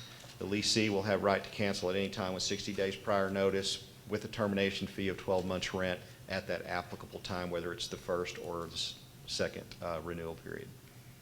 So the recommendation is to authorize this negotiation of the ground lease for the said number of acres on the sheet to Singular Wireless PCS LLC and they're out of Delaware Limited Liability Company for construction of this project, right, as well as the right of access, use of granted lease within this area, and authorize the FP&C to coordinate the work. Obviously, it's below the $2 million range, but because we're already working on the infrastructure and connectivity with Bear, there'll be just some common interests in terms of some cost savings to kind of work together as a team. And we will obviously be working very closely with the institution's plant operations division during this process. Any questions? Madam Chair, I have one question.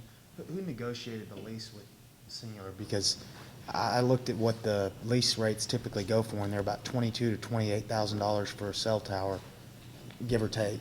And I didn't know how we came up with the $18,000 a year. Yeah, Mr. Brungis and I believe the General Counsel office. We did look at some other comparables, and they were around 18,000, from about 15 to about 21. So we picked the number in there. So, you know, it's a very small amount either way. You know, I would think they would be going for more than that, but they're not. Sure. So, fair enough. Madam Chair, I should know this, Michael, but is New Singular connected to AT&T in any way? They are. That's what I'm, okay. Any other questions? So moved. Okay, second.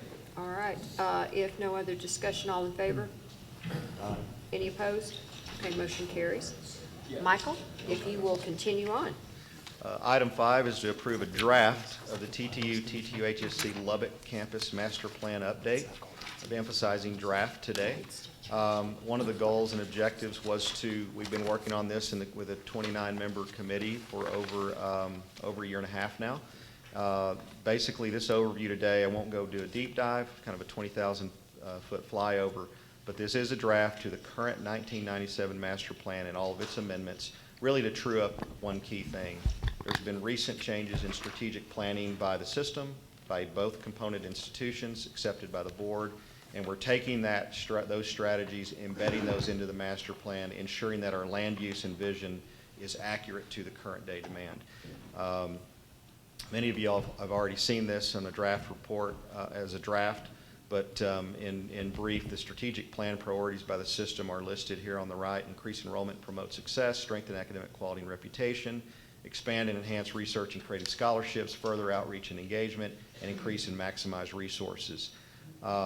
The overview, there's a 29-person committee, 22 within the system and components, 7 from the City of Lubbock, TxDOT, and the business community. It was a really great group of folks who put their heads together, and really what came out of that, many sessions, was some core planning principles for the campus. One, still support enrollment growth as a committee in all the decisions we make, strengthen the academic core, and that has to do with transportation connectivity for cars, buses, people, and safety, enhance campus identity and a sense of place, i.e. Texas Tech needs to remain special, position our land endowment parcels for strategic initiatives, and I want to be real clear on that. When we say that, we're not advising on what to do with the land. We're just saying this is the gross acreage of the land, these are the locations, and it'd be up to the board to decide creative uses for that if they didn't really fit in the academic core or they're on the perimeter.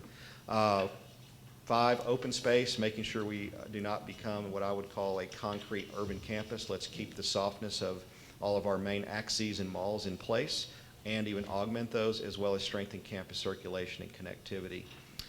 So we had the strategic plans from the system, then we have Texas Tech University's strategic plan, and Dr. Nellis was going to run through some key points embedded into the master plan. They're still reviewing that, and it's a good process. As we move forward, I'll talk about the downstream effect of embedding any new ideas. Dr. Nellis?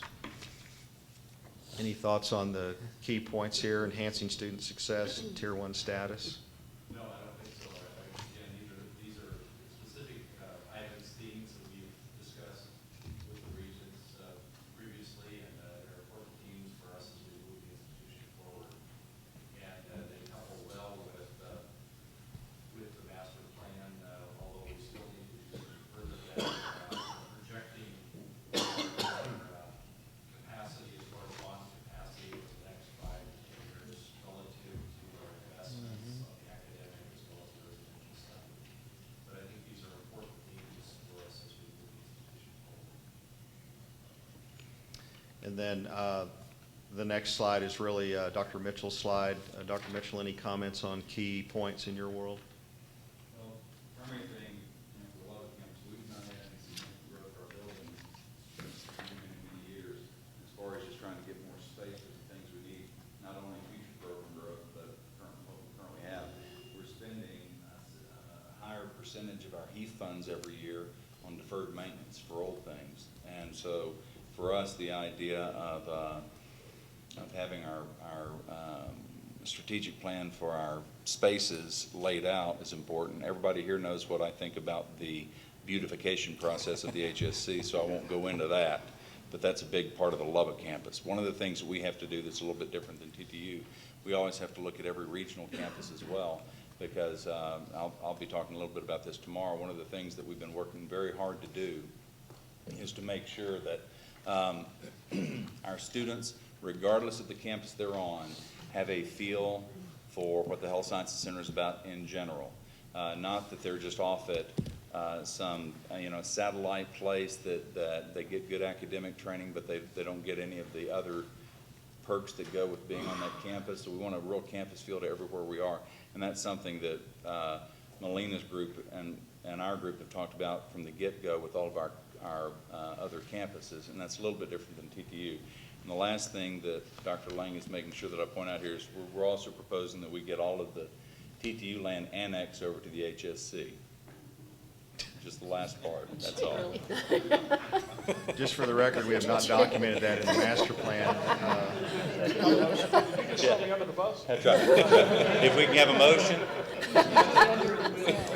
Do you just want to slip that one in there? Yeah, slide that in, just at the end. So keeping on track with the addition of the Lubbock campus, just a couple slides showing kind of what the mission and where we've gone with the plan itself, and you've seen some of these, or at least an iteration. What we did do first to set the groundwork is ensure that our current 1997 master plan was updated to a land use plan, or i.e., if we're our own city, a zoning map. And that's what's reflected here. From the historic district and academic campus in the dashed areas, the red circle is still what we commonly refer to as the 10-minute circle. So half the distance of the entire of the circle is 10-minute walk, and that's for obvious reasons, getting students to class on time and appropriate and effective. Then it breaks it down into various categories. The bottom line is what we're really saying here is the campus core is critical, i.e. the academic, and then the ring or the lime-colored spots are ringing with residential residence halls. And then other opportunities like property leases in purple and those kind of things. What this does, it gives you a real snapshot, real time, today, what is our land being used at and how it's zoned. What's more important after that to know is the institutions have prioritized through the MP1s that y'all just approved in May, submitted to the state.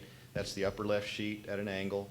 And then how does that overlay onto our current campus? Not just the zone map, but the actual infrastructure down below the grade, i.e. the tunnel system and everything else. So inside the master plan, we certainly want to make that clear and poignant on what the net effect of that is. And the top left does show all the cost impact related to each different initiative that the presidents have committed as a priority. Same thing with HSC over across north of Marcia Sharp. We've spent a lot of time prioritizing on where those things need to go in terms of best placement.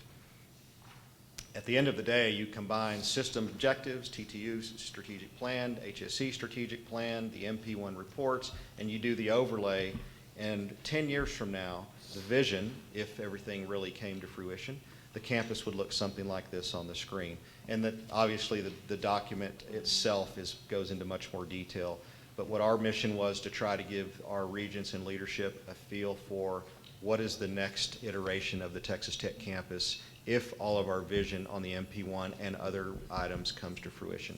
And that key point is you'll see some buildings on here as we dig in later that maybe go past the MP1 because of statements like potential research parks, et cetera. So what it tells all the planners and people on our side is let's make sure we plan well and according to our infrastructure grid and structure. One of the key things in terms of campus enhancement as a priority was staying true to our commitment to public art. And so this basically is going to reflect not just what we have, but also what are other great opportunities as the campus grows and where those need to go. So we have a more planned approach to public art versus a case-by-case basis. For many of you might not remember, we do about 2 tours every week or so to the community or people that want to do campus art tours. It's becoming a very, very popular thing. Emily Wilkinson in our office actually mans those tours and tours people through. So by making this statement, it's also driving another interest from the community. Refinement of environmental quality. None of these pictures here are Texas Tech, but what they do embody is a commitment to quality in terms of the space in between our buildings. Key priorities so that, like we're doing at the West Library Mall, i.e. the Dairy Barn area, we don't have a pasture of dirt. So as we plan, working with the presidents and their teams, and this isn't just Texas Tech, it's also the HSC campus has some great niches and places to be special, where the education experience is not just in the classroom, but in between buildings as well. Know that this is our nod to all of our malls, campus malls and design axes, which is our red lines. That's not the tunnel system, but it's more of a planning grid to ensure that we're not just placing buildings randomly. There is a science behind it. As we grow, things are tied to our overarching campus infrastructure plan. Probably one of the most exciting things and opportunities that came out of this process was Texas Tech. We commonly think of the Memorial Circle or this inner area, but in reality, we're 1,836 acres that has the potential to be just as special. So everything from the very north piece of the Tech Parkway, where it connects to the South Loop 289 and Quaker, there's opportunities to make sure when people come to Tech, they know they're coming to Tech. Whether it's HSC or Texas Tech isn't the issue. It's the contiguous campus of both components. So what we've come up with, and I won't go into detail, are some creative ways, maybe even some fundraising opportunities to do the simple things down at the human scale, such as signage and street signage and pathways into building courtyards, all the way to really a non-prescriptionary, but a descriptionary way of taking architectural language and embody that into a definition, which is reflected here. So for all the architects in the world and planners, this says about 5,000 things about the quality and aspects of how we need to treat intersections and human interaction as it relates to flooding and water control and good xeriscaping and landscape water management. So the second part of that is, okay, that looks real pretty, but what's the science behind it to ensure as we move on in life or we're not here or people aren't here, what's the playbook? These documents here are very definitive about not just the Plateresque-born Spanish Renaissance style, and I'm stuck, there you go. But this is a definitive way to say proportion, scale, symmetry, balance, and the way these buildings are supposed to go together are very prescriptionary with some creative opportunity like the sub was in this picture right here. It doesn't match it exactly, but it's still within the right design principles in terms of building massing and planning and glass and glazing, et cetera. So what this means to the Board of Regents is down to the minutia, buildings will be designed appropriately. So the recommendation today is approve this draft of the TTU HSC Lubbock Campus Master Plan update, authorize the Office of FP&C to continue revisions to the draft as necessary under the direction of the both presidents and their teams, as well as the Chancellor and the Board of Regents. Report this draft master plan update to the Southern Association of Colleges and Schools, primarily through Dr. Nellis's team, and present the final document for approval at the October Board of Regents meeting. So our goal is to finish it by October, come back, have a final vetted copy. There's still a lot of work to be done, but that is a goal, not, that's our goal right now. We hope that we can hit that with y'all's input. Wow. Questions? Maybe I want to congratulate you and the committee and Michael and your team. This is an impressive document.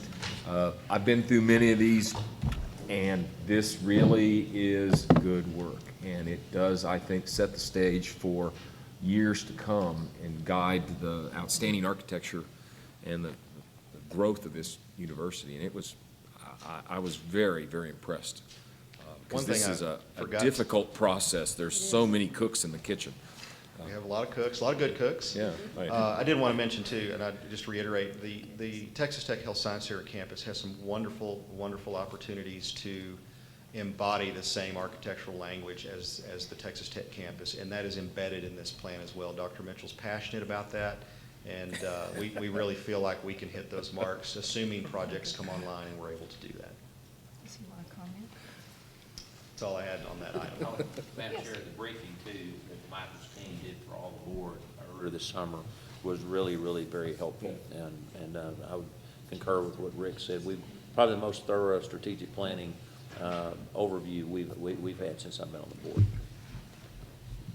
Well, let me take this opportunity to really thank each one of you for participating in that and for taking the time to go through it and offer your feedback to Michael, because I think it made a lot of difference to the committee.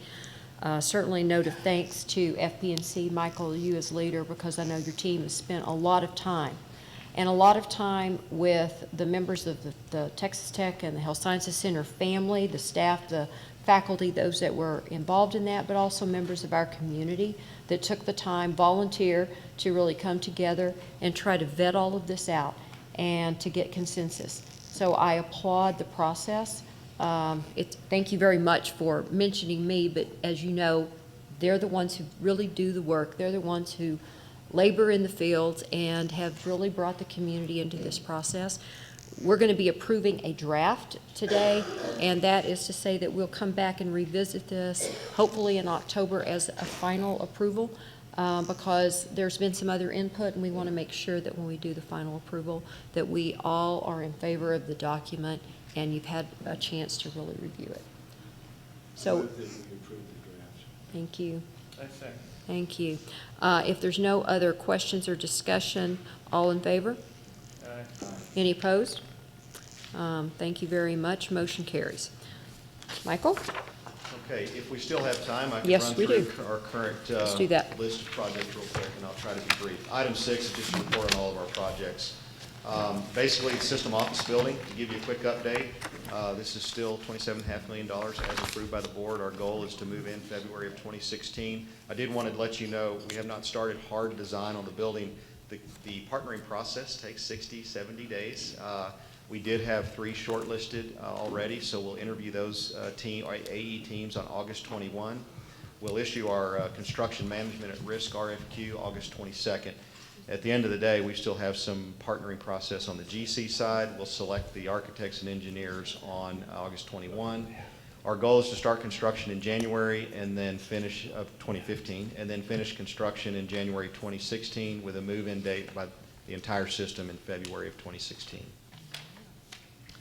The Rawls Golf Course entry is a small project tied to really the original planning of the Rawls Golf Course clubhouse and team facility. This is our sketch rendering of what that's going to look like. For those of you that golf out there, it doesn't look anything like that. It's a little metal fence. So we wanted to create some specialists there, and this was a donor-funded project. I'm not sure I'm supposed to say his name, so I won't. And we are breaking ground within 7 days of today on this project, and we'll be done in about 90 days. So this is quite beautiful, really enhanced the front entry to the Rawls Golf Course. And we will have things going on here, which Mr. Rawls will be in town, I think August 14th for a golf tournament, so he'll get to see some of that movie and be excited about that. West Village, enough said. I think you heard all the news today. A phenomenal building, exciting. I didn't go into a lot of detail, but the finesse in this job was just phenomenal, and the team was phenomenal, and the president's office was phenomenal, and all of his sub-team. It was 12 months of pretty aggressive, but also very high-quality construction. And I could talk hours and fun about the technology and all the neat stuff in it, but I'll stop there and just know we have people living there today. Some people moved in a little early, 20, 30 people, and they'll start coming in here in the next week or two pretty heavy. College of Human Sciences Life Safety on track for an August 2015 completion. This is pretty gutsy kind of work. Thank you for the College of Human Sciences Life Safety. We actually work during the school year here, and they have been great to work with. Campus beautification's on track, still the phase one, $2.5 million to complete in February of 2015. My previous slide said March because there's some small plantings, but basically will be done in February. Bear Plant Science Building, this project had some challenges because I mentioned last time our contractor selected contractor, original one, selected not to continue the job. They didn't really start anything. There were no funds lost, so we found a new partner, number 2 rank.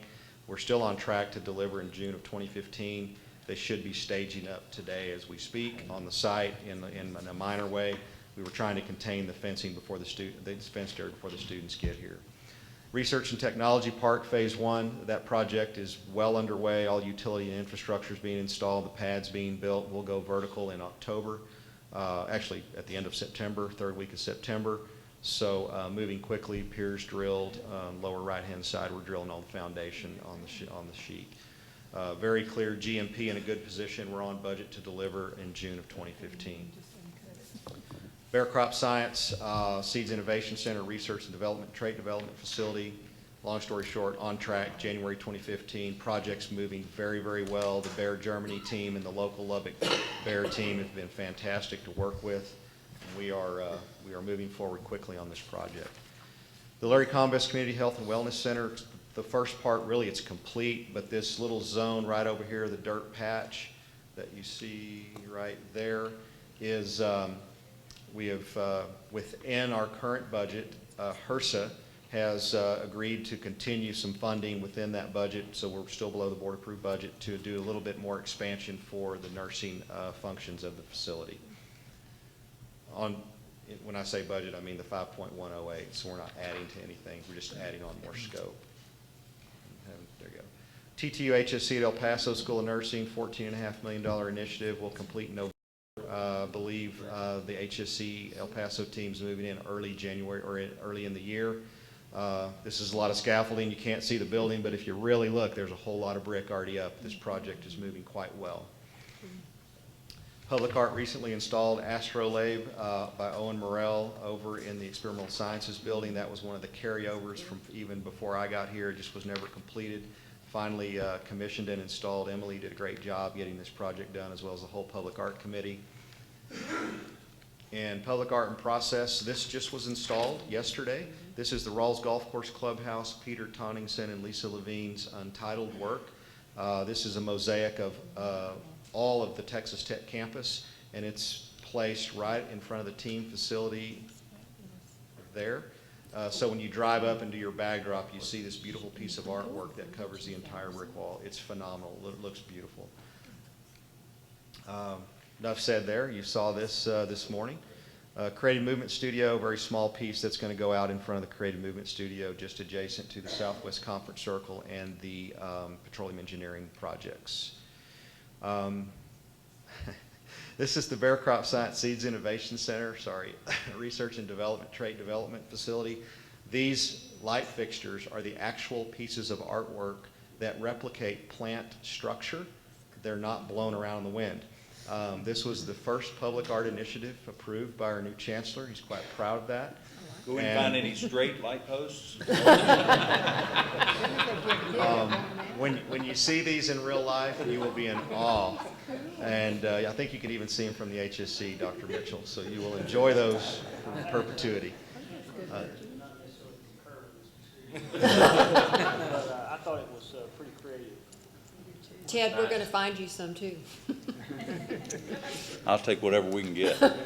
And that's really the end of the presentation. There's some other documents in there for your review later. Okay. Are there any questions about our building activity? To conclude this. Just to remind me, we have approved a planning budget on the system office. We haven't approved money for it. So we're just drawing some plans. Okay. No, we approved the entire amount. Where's the money coming from? Source of funds was, no, we approved the entire amount, the way it was presented. I think the language was, Regent Francis, we did approve the $27.5 million with the caveat that the new chancellor and the Board of Regents have a very clear definitive understanding of the planning prior to construction. So we're not really authorized to go break ground until those documents or the design of the facility and the functional aspects of such have been vetted by the group here at the front tables. And Jim, honestly, I can't remember the budget plan.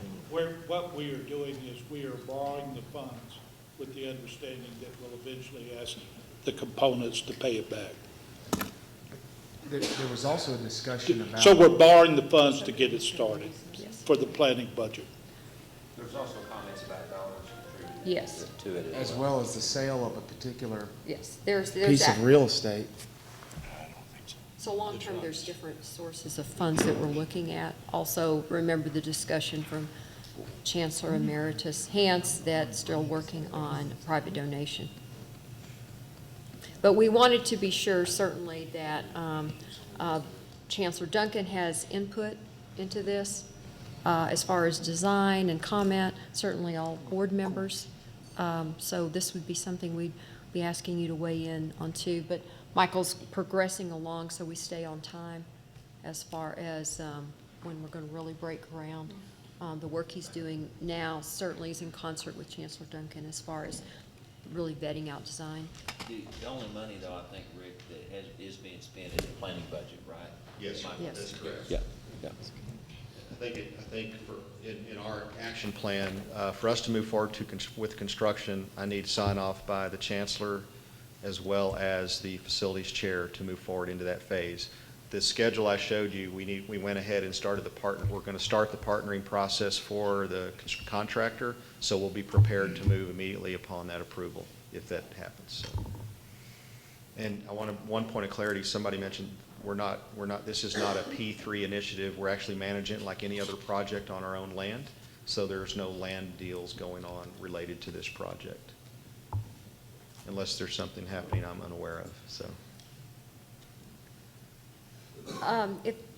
Those are great questions, and so we certainly want to track this project carefully. After visiting with all of you individually, and I think all of you have expressed a desire for a deeper dive and more information about what we really term as our robust facility growth within the system. After consulting with the chairman and with the chancellor, I would like to ask Regents Walker and Regents Esparza to undertake a review of our facilities growth, our intended growth for the next 5 years, and our current debt and debt capacity. This is something that we all need to be asking questions of, and we all need to be understanding as far as how our facility growth works with our strategic plan. Regent Esparza, we can talk offline, but basically, as we visited before, to look at the past 5 years of facility projects and to see how those match with the goals that we've approved on our strategic plan, and then also working with the presidents of the components to look at next 5 years' growth and what's the intention as far as the facility growth for each one of them, and how does that match up with our strategic plan that's been approved by the board. And Regent Walker, we visited about really coordinating with Vice Chancellor Molina and certainly with Mr. Brunches and certainly Noel Sloan and the other CFOs to look at the last 5 years on our facility projects from more of a mathematical and financial standpoint of what we spent our money on, how we've paid for it, what's our donor dollars in it and percent of the project thereof, how we're paying it out, and then how is it classified of whether it is an academic building, an auxiliary building, housing and dining. And so we get a better snapshot of what we've spent our money on, and then going forward, visiting with Regent Esparza of what we plan to do and how do we propose to pay for the facility needs within the next 5 years as in relationship to our capacity for bonding it. And so we'll talk offline, but certainly if you have. Yeah, I don't Sullivan World Peace, you know. No, it's not a motion. It's not a motion. It's not a motion. I've talked to the chair. We need to have a review as far as really looking, and the bottom line is how much we're spending on the projects. What is our capacity to bond these projects? Instead of they come to us sometimes and we're trying to figure out the priorities and how sometimes it matches up with the MP1 documents and how sometimes it doesn't. So it's really a review and just a report that so we can, when we're asked to make a vote on a project, that it's in line with our strategic growth that we've all signed off on. In that thought process, I would say I'm uncomfortable, Chancellor, Chair of Facilities, signing off on a $27 million building with no funding source, other than tax the components. We need to kind of talk about that in terms of ramping up donations or something that wouldn't put an undue burden on the academic mission for a non-academic building. This is a new issue for me, but I will, as far as the Chancellor's office and the system office is concerned, we want to work with you on that, and I understand the concerns, and it's been voiced to me by all of our components. As a matter of fact, I've heard that. So I think that we need to look at that and address that. The thing I do want to address too is this study, I think, can be helpful to us whenever we're in the legislative process. This should be a TRB sort of year. And I know one of the questions that's always asked repeatedly is what is your capacity to build these buildings either out of AUF for the UT and A&M systems, or your capacity out of HEAF for the other systems, or your general capacity, and we haven't done TRBs in a long time in this state, and so this type of information will be helpful, and I'm certainly open to work on the dialogue of what method of finance we can use with regard to a system building. That's the decision, I guess, that's been made. I don't doubt that that's necessary. I'm new to that project, but I look forward to working with you and trying to iron out how we pay for that over the long run. I do think it's necessary as far as trying to get people under the same roof to be more efficient and to be a true system. And I think that's kind of was the basis for your reason for your previous action. But I do think we need to work on how we're going to fund it. It's certainly been a vision for generations of Regents to create a system office that represents the kind of inside the curve, outside the curve nature of our system. And They can have our building. we want to be Thank you, President Mitchell. financially responsible in that venture. Regent Monfort, just as a point of clarity, with your plan that you just described, we have begun collecting that data. In terms of the history of the 5-year, we're going to submit that to the CFO system as well as the component CFOs to plug in all the bonding planning that you talked about. So that'll be out Monday, back so to you them. work with Regent Walker on that particular piece, especially what Yes, goes to certainly. the CFOs. Thank you. Well, Regent Montford, on behalf of the board, I appreciate you taking this initiative, because these projects can be, into the multiple millions of dollars, and knowing where the priority of financing is critical. So I applaud you for that. Thank you. Is there any other questions? So we'll hopefully have a report back. I would hope by October. We'll see how the deep dive, how much time that takes, but have it by December for sure. Mr. Chairman, I believe that concludes our report from Facilities Committee. Thank you. Chairman Steinmetz, Finance Administration.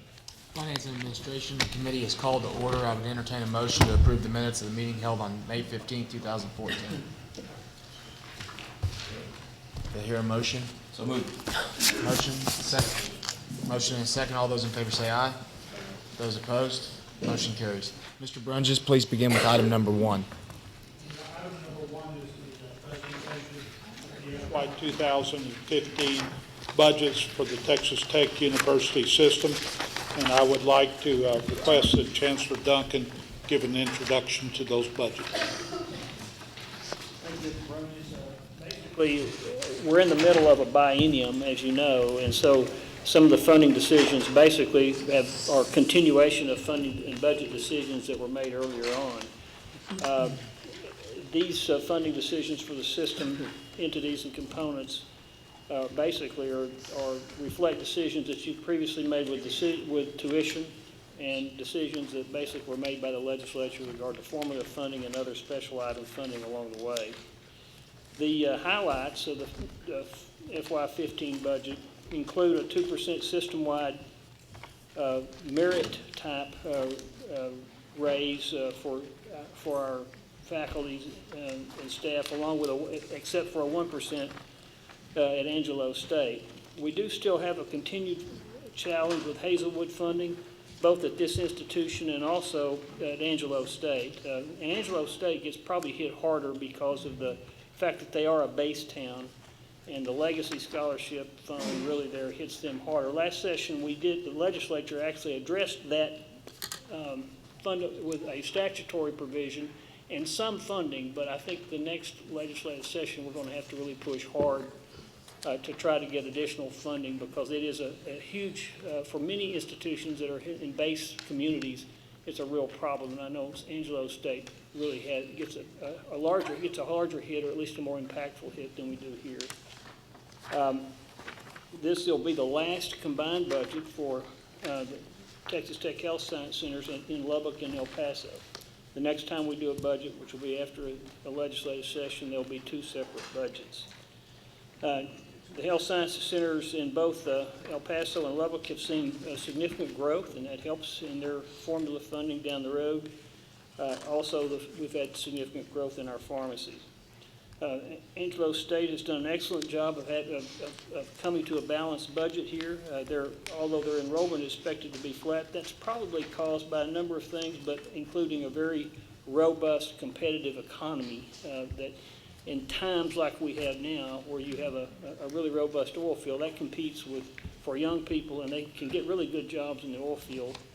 And we see that not only in Angelo State, but also we see that in community colleges as well. And so with that overview, I'll turn it over to Jim to give you the details, and I'll be happy to answer any questions that you might have. Thank you, Chancellor Duncan. I think the budget is always, I view it always as a great team effort, where consisting of all the regents of the Texas Tech University system, plus chancellor, presidents of the system, and the CFOs of the system. We have briefed each board member on this budget, talking in great detail about the highlights of the budget. So today, we will hit the highlights and talk about the budgets in general. The first item the Chancellor mentioned is a 2% increase for the system administration staff, TTU, in the TTU HSCs. The ASU, I think that they have done a lot of work to identify a 1% increase for their faculty and staff, so they're to be commended for that. The first university that I will talk and discuss their budget is Texas Tech University. There we see that the budget is going up $16.8 million, or 2.15% over FY 2014. The tuition and fee increase that was approved by this board in March of 3.95% allowed for a 2% merit salary increase. There's also some reductions in education and general fund totaling about $7 million, including no allocation from the state for Hazelwood this year. That was $2 million in FY 2014. And in 2014, we also had some residual balances from the National Research University Fund that totaling some $7 million. And in this year, they're only going to be about $2 million. The designated funds were increased $13.5 million or 4.8%. That's where the tuition and fee increase comes. I think it's very significant that the Texas Tech University Provost, President, and CFO have identified funding for 12 new faculty positions to assist in addressing student-faculty ratio. We've had significant growth and are expecting significant growth in 2015, and it's very important that we begin to address the fact that we need new faculty positions. There's a new initiative at Texas Tech University for online and distance education, and we continue throughout this budget to provide for growth in our graduate and international student enrollments. The auxiliary funds increased by $10.3 million. Half of that was in intercollegiate athletics. They continue to be very strong in a financial sense with additional Big 12 conference revenue distribution and our strong ticket sales as evidenced by a sellout of the Texas Tech University football season this year. First time the season ticket base has been sold out. The residence halls increased by 3%. I might add that over the past 6 years, the average residence hall increase was about 1.6%. We've held it flat in various years, but this year we're increasing it by 3% in the room rates. In addition, the West Campus Residence Hall is coming online. Hospitality service, our food service in support of that has added a food truck, Boar's Head at the Rawls College of Business, Quiznos at the Burkhart Center. So they're really providing some innovations. In addition, the NCAA is going to allow snacks in the morning and the afternoon for student athletes in fiscal year 2015, and these are going to be, as you might imagine, very robust snacks. The overall budget is next. In our overall budget, you see the slight decrease in education general, primarily in the use of fund balance.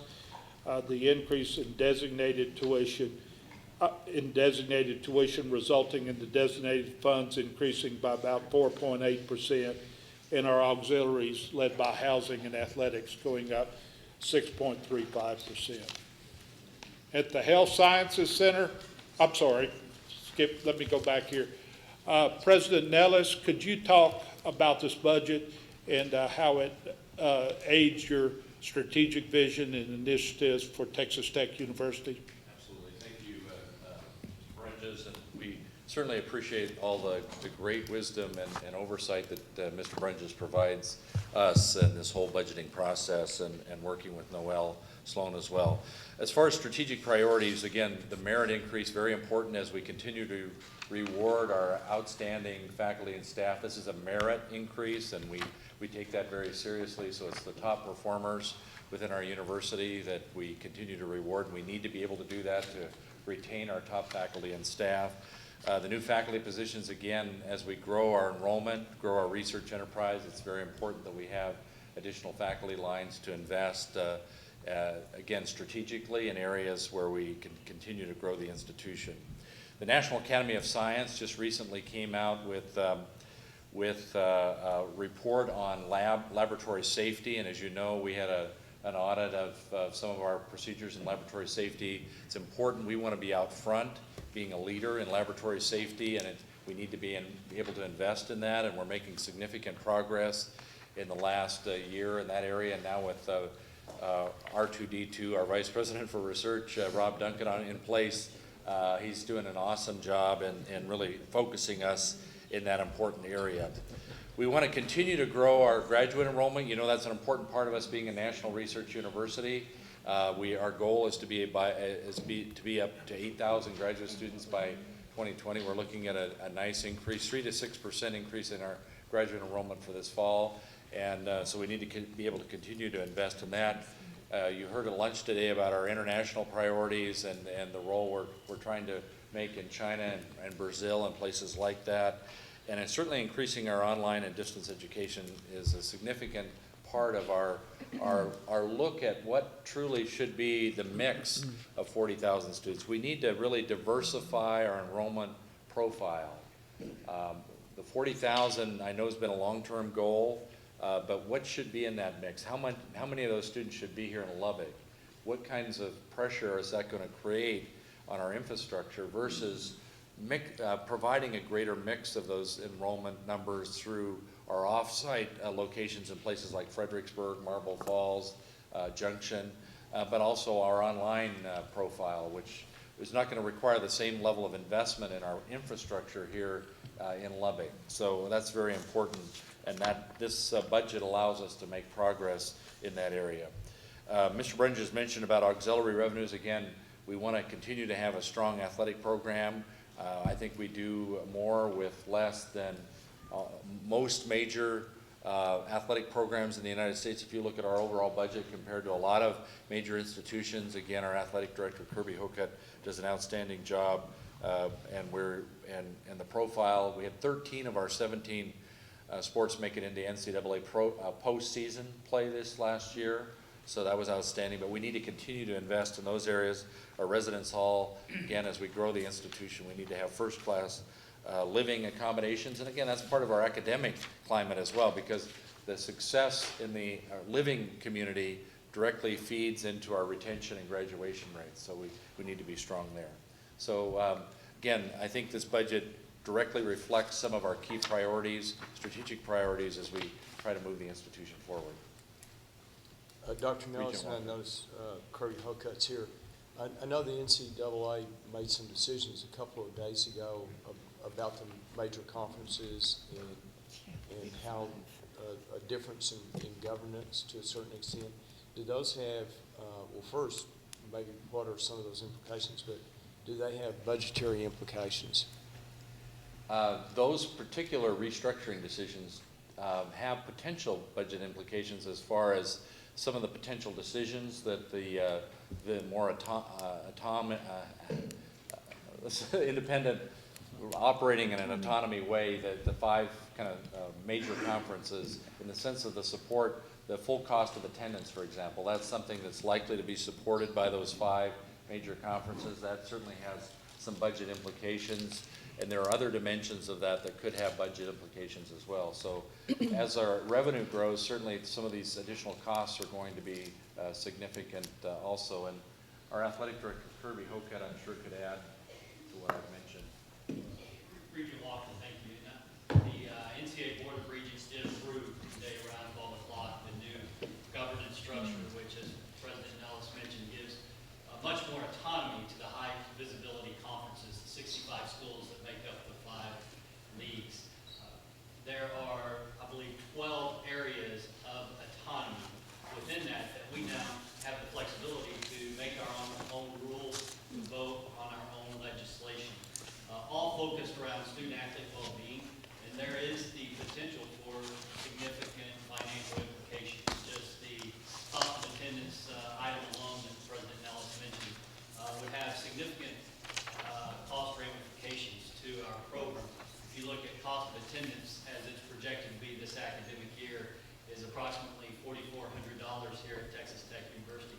We award 235 full scholarships. So with summer school, that has the potential to be a 7-figure plus impact to our operational budget. So we've got working groups within athletics that are discussing these items, and we'll make sure as these items move through the new governance model that was just approved today that we continue to monitor and position ourselves to make the best decision for Texas Tech athletics, as well as participating in the national discussion to make sure we can offer our input and opinion Yeah.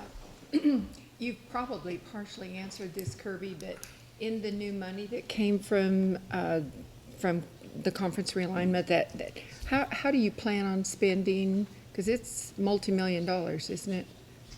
Yes, ma'am. You know, we, as Mr. Brunges mentioned, we are fortunate that we are in a strong and stable financial position as an athletics department.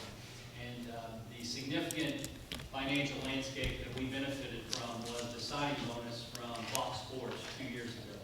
And we have been able to build a fund balance within our athletics program at the same time of balancing our operational budget for the last 3 or 4 years. So we've been able to manage our expense, we've been able to grow our reserve fund, and I think that will benefit us now in this new era, as I do believe we will have flexibility to make further decisions when it comes to cost of attendance, when it comes to new meal and nutrition legislation, when it comes to providing expanded health care opportunities, ongoing educational opportunities for our student athletes. So we've been very conservative, and I think that has led us to be in the strong position that we are today.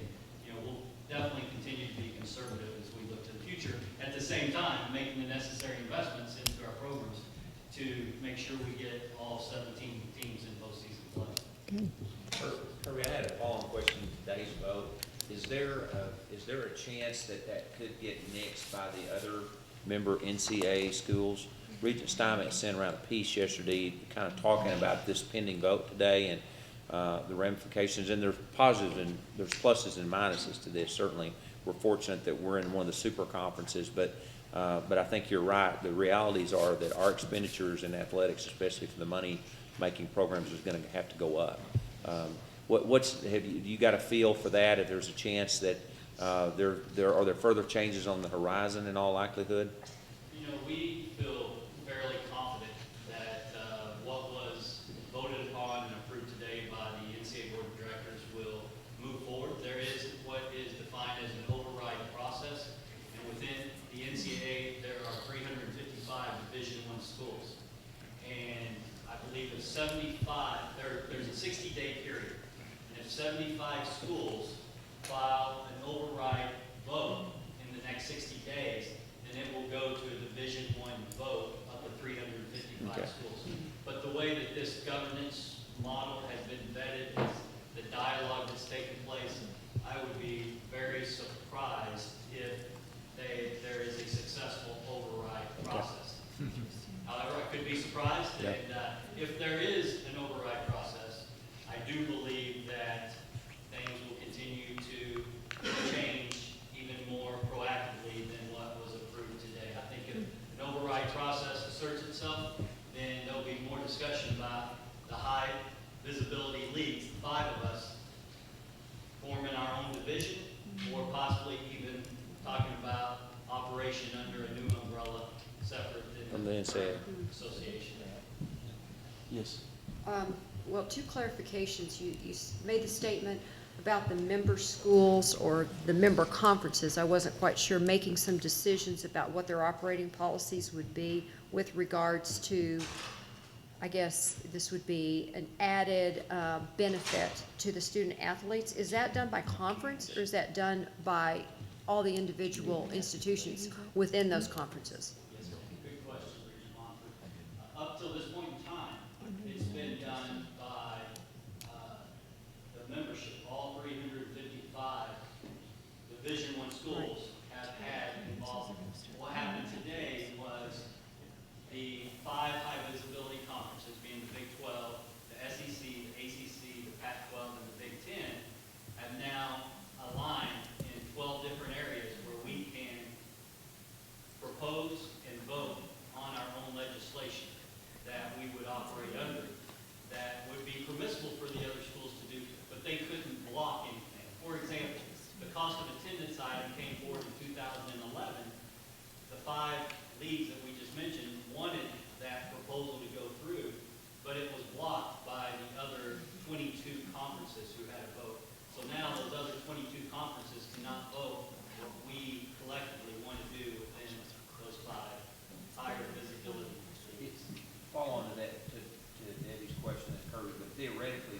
TTC could set within those 12 initiatives.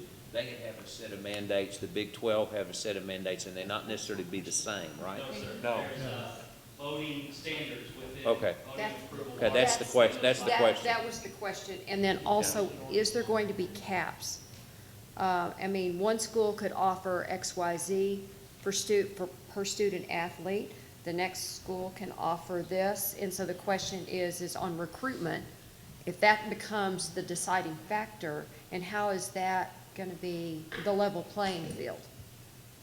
That's going to be the dialogue that has already began and that we will embark on in the coming months. Okay. There has to be a cap. There has to be a cap or it's not fair. Because then it's all money. As you'll hear from Mr. Huffexter, They just buy 'em. Cases, legal cases out there, lawsuits that are pending that impact the Right. discussion and I think the decision as we go forward. There's a number of lawsuits that are pending that will have an effect on some of those conversations.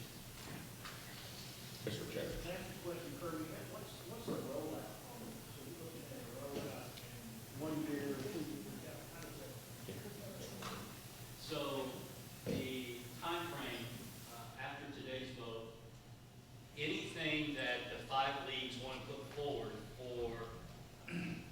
for consideration in the autonomy package has to be brought forward by October 1. And then they will be voted upon January 2015 at the NCAA convention for implementation beginning with the 2015-2016 academic year. So with that being said, I believe what the 5 leagues will do, and the conversations have already started, is we will try to identify 1 or 2 things that we want to focus on within this initial legislative cycle. But we will know in October what those possibilities are. I believe that cost of attendance is going to be priority number 1, and maybe the only thing that we try to address in this first year. But it'll be introduced in October, voted on in January 2015 for implementation 15-16 academic year. Dr. Nellis, are the presidents of the universities highly involved in these discussions? Yes, they are, and we have representatives, mainly the chair of our of the Big 12 conference is Burns Hargis from Oklahoma State. He's been very involved. Kirk Schultz is actually one of the on the leadership council that voted today, so he's been very involved. And certainly at our meetings we have detailed discussions about this and the potential financial implications of these various decisions that are going to be made. I think in general, within the autonomy group, there's a sense that even though these costs are going to go up, we can generally manage what's going to be taking place. But from our perspective, I think we're most worried about these the legal actions that are being taken, the O'Bannon case, and there are a number of other cases that have been filed against not only the NCAA but also against these 5 conferences. So depending on how that all turns out, there could be some significant financial implications. And could you just, as the non-athlete, what is cost of attendance? It's, you can articulate it real well, so go ahead. It's a little bit outside my realm, but I've learned a lot about cost of attendance here. So cost of attendance is set by the Office of Financial Aid within the university. So it's outside of the athletics department umbrella. Financial aid looks at cost of attendance as what is it above tuition, room fees, books, and board. Is it going to cost a young person to attend Texas Tech University? It's going to factor in their travel to and from home for the holidays, miscellaneous expenses, toiletries, living expenses, moving money, and what that amount is for Texas Tech University over the course of the academic year. Set by financial aid outside of the athletics department. And the It's figure. also used by financial aid to determine how much the family should then contribute to the cost of attendance, and then how much then the student might be eligible for things like Pell Grant and need-based scholarships. So it was developed for developing a financial model that said this is how much it costs to attend Texas Tech University, and this is how much money we're going to provide in terms of Pell Grant scholarships, et cetera. So, So that's the concern. so I think for us. What is this the context in the athletic preliminary- context? What is it? Preliminary Blow up. calculations at about 40, I think this year was above what we're already providing, about Afraid it'll get $4,100. I think next year is about $4,400 per athlete. So we have 300, We on scholarship. 235. 235 on scholarship. Coach, will you, for Rick's benefit and some of the others, I mean, explain the challenge here. Some of the other Yeah. universities That's are the- it's gonna have a blow little up. higher cost of attendance, and so you could Right. be compensated at a Right. higher level By at going another there. institution. That's Right, that's what that's it boils the down issue. to. Correct. That gets into our recruiting environment, Yeah, recruiting it world that we does. live in. Yes, Okay. it does. You know, will one university have recruiting advantages over another university because of their cost of attendance? They can put an additional $1,500 or $2,000 in a young person's pocket per year. So is the idea that it be level? It won't be level. Yeah, It won't be I level. refer to our legal counsel on It's- that, but I would be surprised if they try to put a level. Is it level now? It's not real. We don't do compensation. In hopes of not do speculating and putting you on the record, why don't we just move on and ask that you keep us posted as things develop? Okay. And good dialogue, thank you for Mr. Brunges, will you continue with item number 1, wherever we were? Please, and go Tech. Good job, Coach. The chairman was about to come get you, so. I would like to first thank Noelle and Noelle Sloan for her help in developing this budget. She has crafted it, and thank her.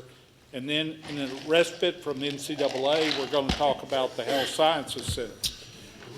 And the Health Sciences Center budget for 2015, their operating budget increased by $38.6 million, or 4.9%, 2% merit salary increase for faculty and staff.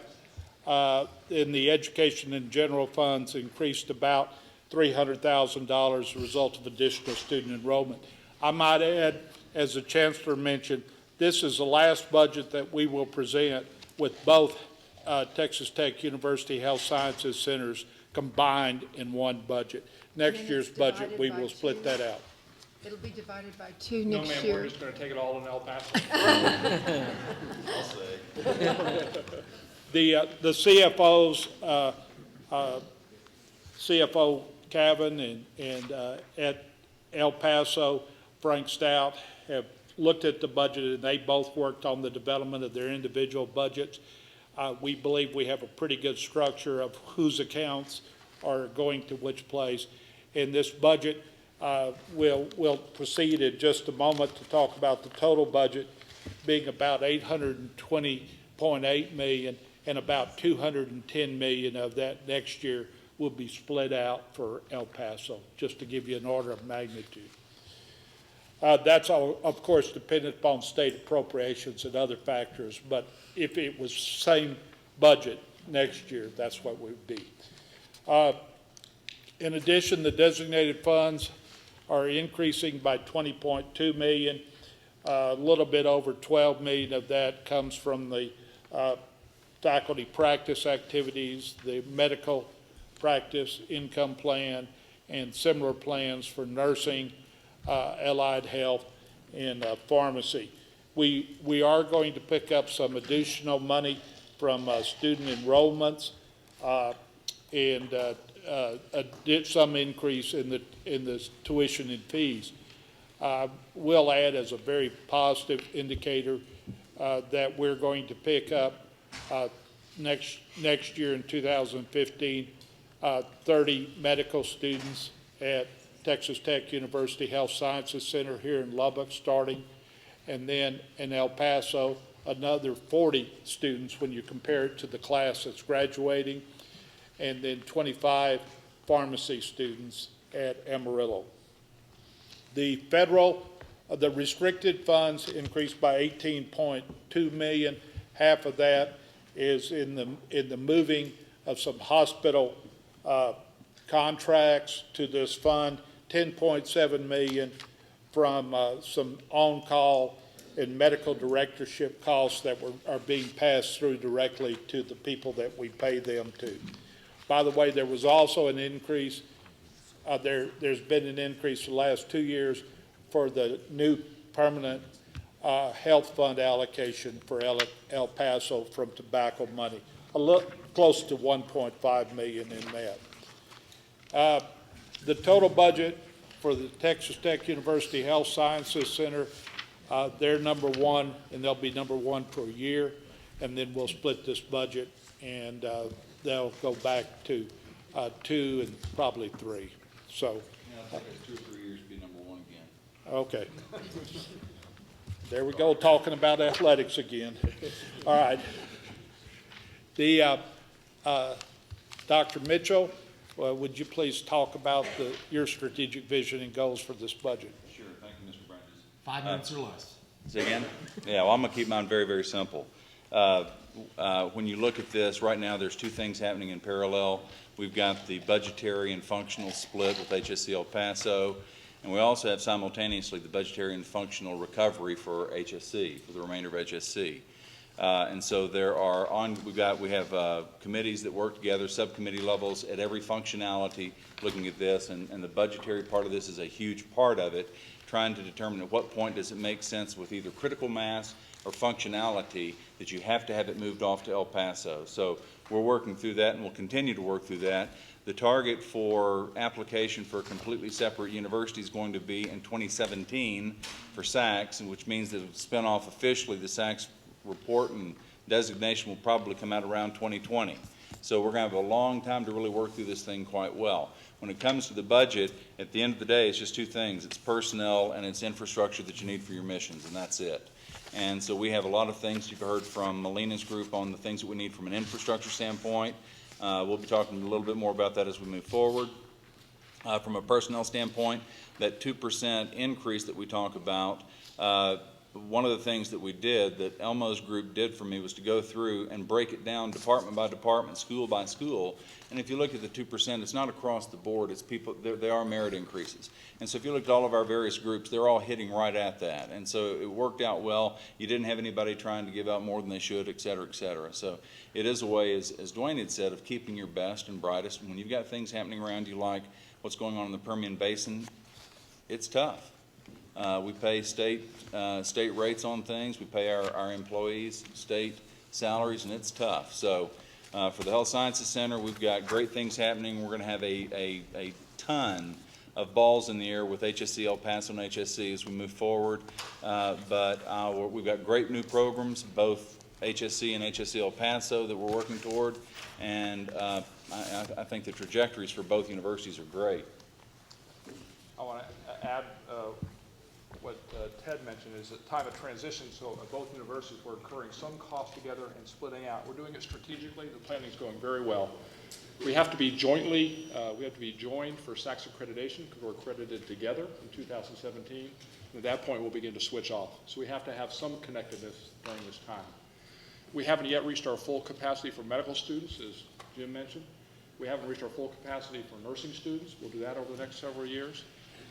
You all gave us the approval to pursue an independent graduate school of biomedical sciences. We're funding that. The merit increases are very important to us because we're competing against UTEP, nonprofit organizations, community colleges, and for-profit hospitals for the same staff in that small community. So those merit increases go a long way. Over the next several years, and later we can talk about the details about it, we're going to be looking about what additional schools we need to be acquiring in the El Paso campus. Additional nursing schools, for example, CRNA or nurse practitioners, allied health dentistry. Ted and I will be talking about that, and we'll be bringing those things to you. But those are strategic, and we need to begin to develop the funds for that now. I have issues with land that needs to be purchased around our university, both for safety reasons and for future planning reasons. And then finally, on a lighter note, the architectural plans I thought were fantastic, and I'd like to see more of those on our campus, which means more buildings. Just for the architecture, that's all. Okay? And then lastly, I had the opportunity to meet with Diana Natalicio, the president of the UTEP. And among our first topics was the September 6th football game between the Miners and the Red Raiders. And I mentioned our team versus her team, and she said, "You don't have a team." So I'm going to propose, Kirby, that we do have a team, okay?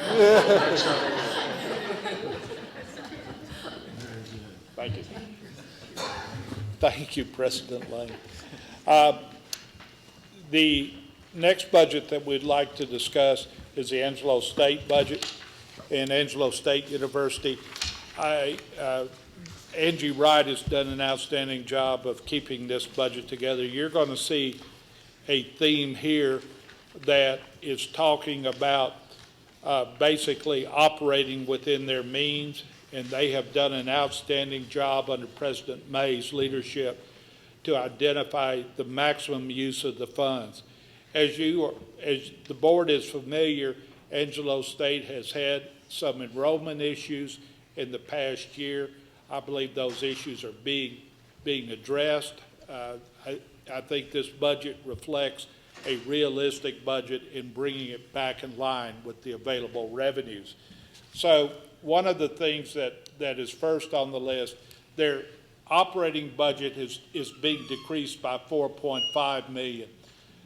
They still, through very tight budget controls and looking at various components of the budget, have been able to identify a 1% merit salary increase for their faculty and staff.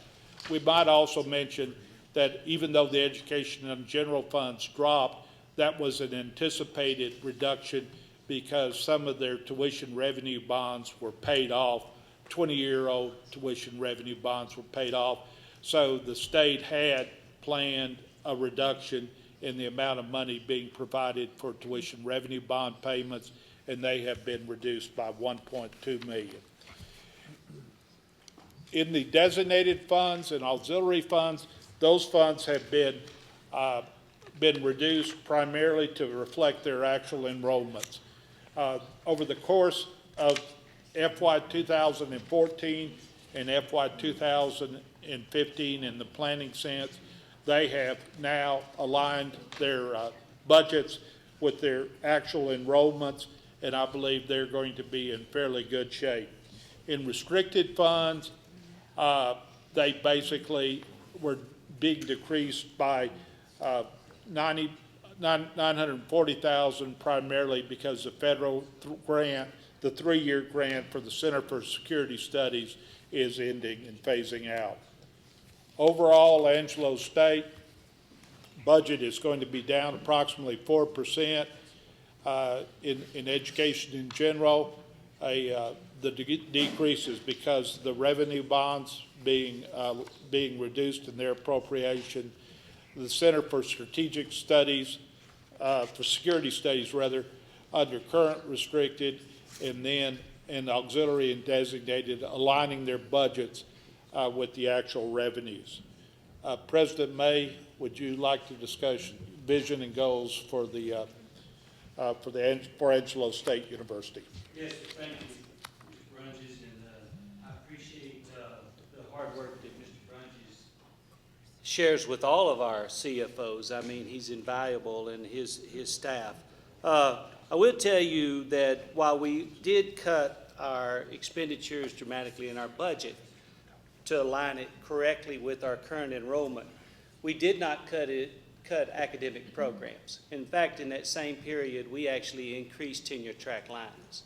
And we stressed a lot of our cuts were in administration.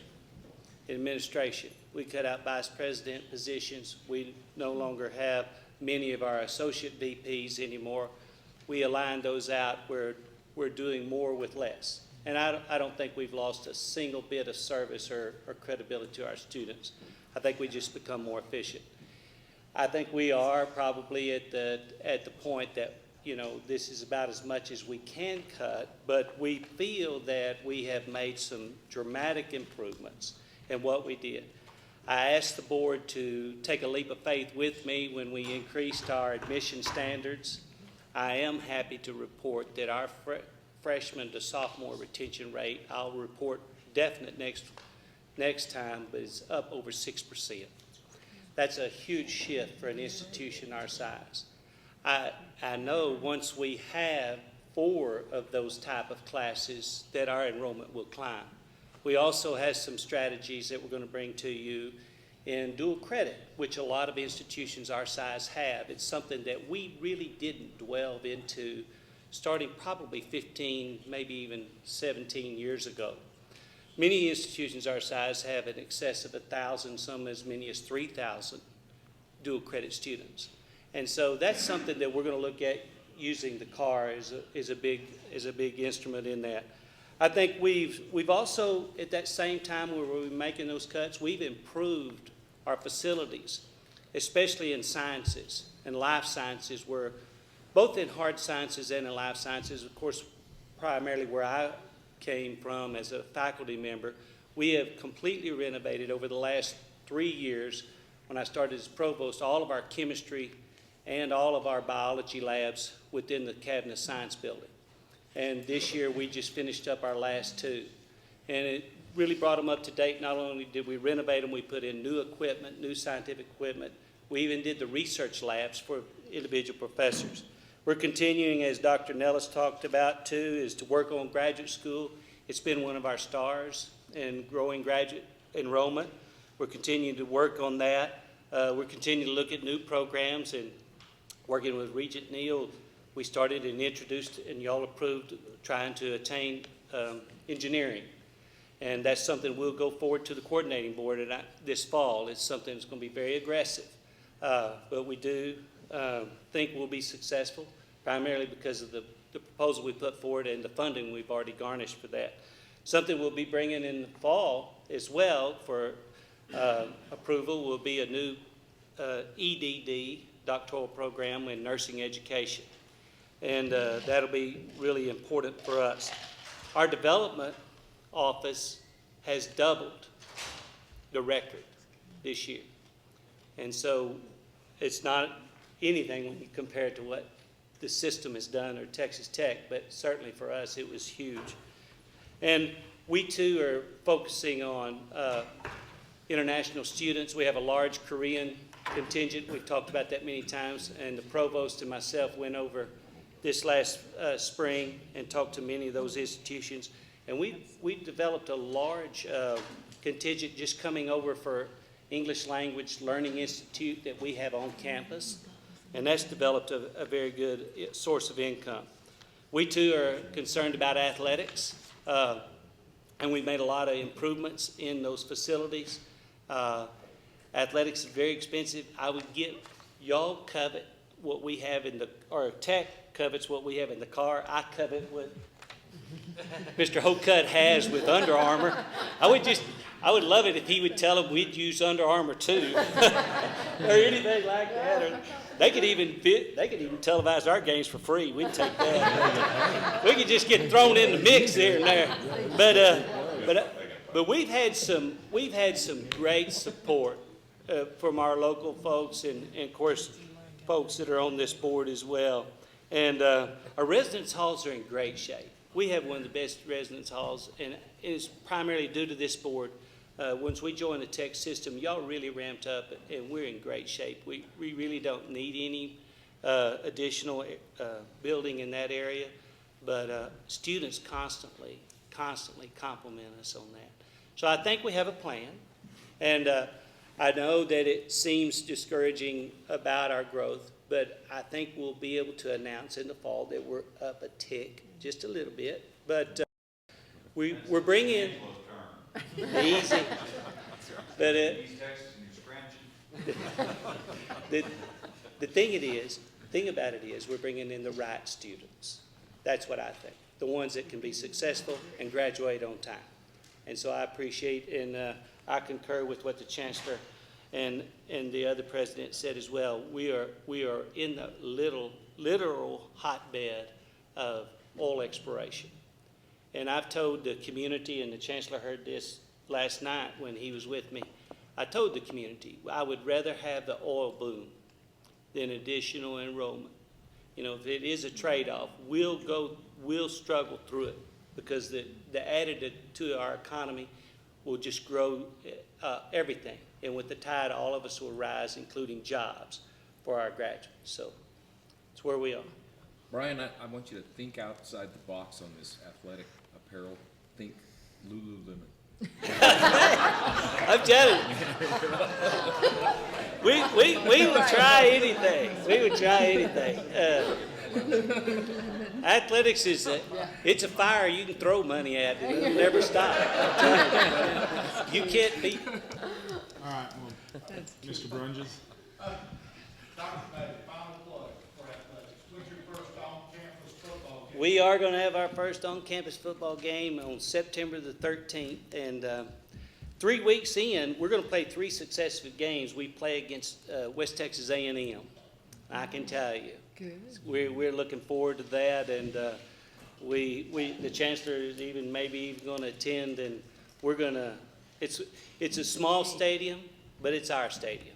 And it's on campus. And our students are just ecstatic, and our ticket sales, we haven't sold out of season tickets, but it's up by 300% than it's more than it's ever been. Did West Texas A&M pick up some of our players, Kirby? I was going to talk to Kirby about that, you know, the pipeline there, we gotta remember. I sent Kingsbury a text about that very player. You know, we could use an offensive tackle too. You know? Thank you, Regents. Getting back on track. Texas Tech University System Administration budget, the final system offices. This is the final component that we'll present today. The legislative appropriations remained at 2014 level for TTUSA. That's $1.425 million. We did have a change in the component funding to support the 2% merit salary increase, about $150,000 plus. We did some major equity increases in the Office of Audit Services, $91,000, and we've established an Office of Chancellor Emeritus for $550,000. In addition, the Office of Investments had a substantial increase. We've adjusted the management fee rate in concert after looking at some of our peer institutions. We've increased that now to 70 basis points. We're still the lowest outside of the University of Texas system when we look at our peer comparisons. Recently, in March of this year, the Texas Tech University System Endowment passed $1 billion. The IAC and this board has been very supportive. That, you know, when we talked about this 5 years ago, it seemed like a pipe dream when we were about $650 million. But when we pass $1 billion, we're going to join the big schools and the 72 schools that have over $1 billion endowment that are reported by NFUBO. And so we are there, and we are now developing portfolios that are commensurate with a large endowment for a university. So our investment office has increased its funding with some additional positions and some additional software tools. The detail, as I mentioned, is quickly covered here in terms of looking at this. And so we'll go to the final budget, which is that the system budget is going to be $20.8 million for fiscal year 2015. Chancellor, would you like to talk a little bit about your vision and goals for the system offices, and then we'll talk about the overall budget for the Texas Tech University system. Thank you. Of course, the office that I head is system office. And what I want to do is emphasize that this is a system office, and we are existing to serve all of the component institutions and to provide the different services that are necessary to make sure that those institutions are able to excel.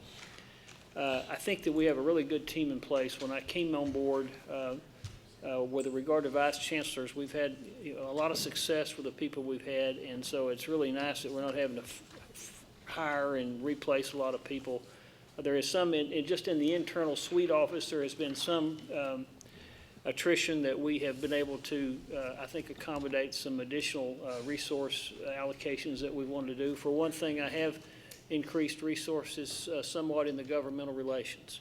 We have 2 health-related institutions now, And we need someone who can help us with that area and focus on the area of health-related institutions. And so I'll introduce someone to you there tomorrow. We also had to, we were able to also fill another position that will help us in higher education. I'll introduce that person to you tomorrow. So we tried to keep the budget in the sweet part of the office, or at least government relations and some of the things that we do generally and specifically as flat as we can. We'll continue to look at some things, but right now I'm fairly pleased that we're staying fairly flat right now with regard to the existing functions, not the new functions, but the existing functions that come out of the Chancellor's office and the suite and the system office. And as we'll evaluate more, I'll be visiting with you more, but I'm very satisfied with where we are today. So that's about it. I'll probably visit with you a little bit more about some of those changes tomorrow in my general remarks.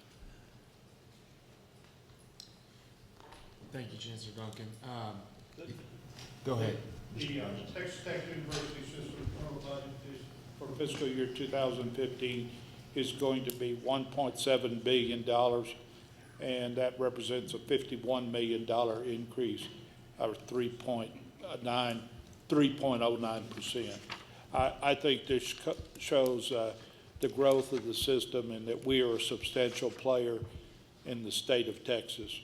And so, this is another manifestation of our growth and our importance to the state of Texas.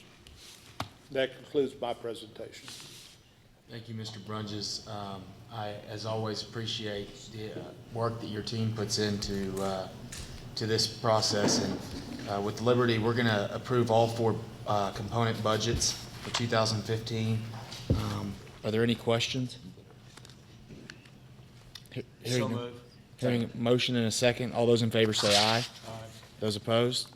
The motion carries. Noel, will you please present item number 2? Before Noel starts, Jim, I want to compliment you again and all the CFOs. You guys do a tremendous job in preparing this board for these kind of important issues. The road shows that you guys did over the last number of weeks are invaluable. So we'd be remiss if we didn't thank you guys, every one of the components, CFOs and the presidents for that. We have a great team. We get along well together. We even did a car trip from San Antonio back to Lubbock. So that shows you that we must get along well. It survived. Thank you, John. Thank you. Thank you. Good afternoon. The first agenda item for TTU is to request approval to renew our contractual agreement with City Bus. The City of Lubbock and City Transit Management Company and City Bus provide both on-campus and some off-campus student transportation services. And really, I would like to commend the joint efforts of our Student Government Association, our current external vice president, Stetson Whetstone, Dr. Juan Munoz, I saw him before, thought he was still in here, but his team that helps with the Student Government Association, and Eric Crouch, and I know he is here, so I'm going to ask him to come on up. He's our managing director of parking services. And together we have really worked as a team collaboratively over the summer months in our negotiations, our keeping costs low for the institution and for our students, and looking at some other alternatives. So I asked Eric to come and share some information with respect to the efforts that he's been involved in related to our transportation services. I'd like to thank the Student Government Association and our administration for allowing me to continue being involved in transportation parking. It's an honor to serve in this role. I'd also like to thank Noel specifically and Dr. Munoz and Dr. Nellis for fostering an environment where innovation and creativity are encouraged and rewarded. A lot of my peers don't have that opportunity in what we do, so I definitely appreciate that. The city bus contract provides bus service on and off campus, as Noel mentioned. Alternative transportation, such as busing, biking, and car sharing, is an important part of our parking and transportation program.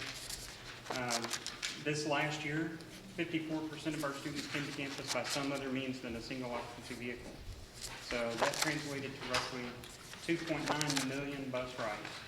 in this last year. We're moving a lot of students these days. Not only does that provide a more pedestrian-friendly environment on our campus, it also has potentially saved students up to $75 million in parking-related construction costs. So it does play an important role for our students. However, as the university grows, we know that we can't continue to rely on the same old methods of delivering service and increasing fees every year. So with that in mind, this fall we'll be working hand in hand with student government and our key stakeholders to look to the future and develop that innovative plan for the future of our transportation system. In the interim, the contract we've worked to negotiate with City Bus seeks to provide some stability over the next 3 years for our students and the rate that they pay for their bus service. In 3 of the past 4 years, we've experienced anywhere from 3% to 5.5% in increases. The contract that we're negotiating and finalizing now would provide service next year at a rate no higher than 2% increase, and then options to renew for 2 additional 1-year terms with a total increase over those 2 years of no more than 4%. So we're looking to contain those costs for our students moving forward. Thank you.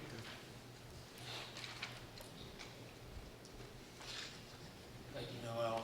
Go ahead. Yeah, just in summary, the recommendation before you is to approve us, the president or his delegates, to finalize and enter into this contract. As he mentioned, it's for FY15 a 2% increase, and it's TTU's option to renew 1-year terms, no more than 4% increase over those 2 years. In addition, authorizing the president to obtain the services of a consultant to evaluate and assess our student transportation services. At this point, it would just be going out for the request for proposals. Those would come back to the board to actually approve going forward with the consultant looking at those terms. But again, looking at overall the future growth and how we might think outside the box in accommodating those transportation services. Very good. Well, I know Mr. Brunges would join me in congratulating this group. Mr. Crouch, you did a tremendous job. You were quite the ping pong ball between us and City Bus, and appreciate your efforts. You've saved the students quite a bit of money, and I do very much appreciate your leadership. Are there any further questions? Second. Motion and a second. All those in favor say aye. Aye. Those opposed? Motion carries. The next item is a joint item by both TTU and TTU HSC to authorize the engagement of Bright Horizons to complete a child care center feasibility study. The Chancellor concurs with the recommendation of the President that the Board of Regents authorize the President to negotiate and enter into a consulting agreement to provide a feasibility study. The first component would be facility requirements, operational needs, financing, and pricing structures, looking at a market analysis, looking at the current wait list at our Child Research Development Center, and doing some leadership interviews at a cost of $12,000 plus expenses. In addition to that, a utilization study based on some targeted surveys of potential users.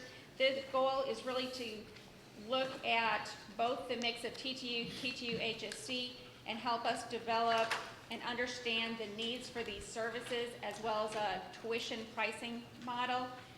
This is really a need that has grown up through our faculty and staff senates and student senates asking for this need to meet both graduate students that have children, sick child care, and again, the wait list that we have at our current Child Research Development Center is prompting the need to look at something more that we can provide that would meet the needs of both campuses.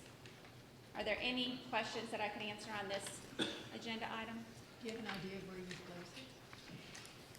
That is something that would be part of the feasibility study, but it needs to be someplace that is in close proximity to both TTU and TTU HSC. A couple of options have developed that we've discussed on a, I don't know, very preliminary basis, but it's going to be something that we ask the feasibility study to look at as well. One of the areas is by the soccer fields. It's an open area, good ingress, good egress. Both schools could use it easily. That was actually one of the original areas to look at. But our thing is, this is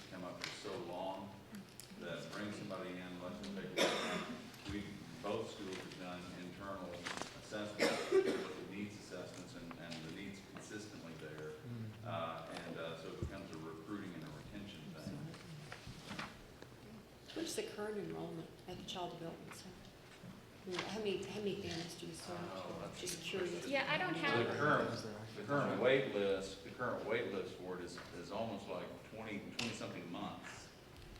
So it's a limited number. And remember Right, that right. that facility, Region Montford, is mainly for teaching and Yes, research. right, right. So and its location in Right. the middle of the Right. campus is problematic.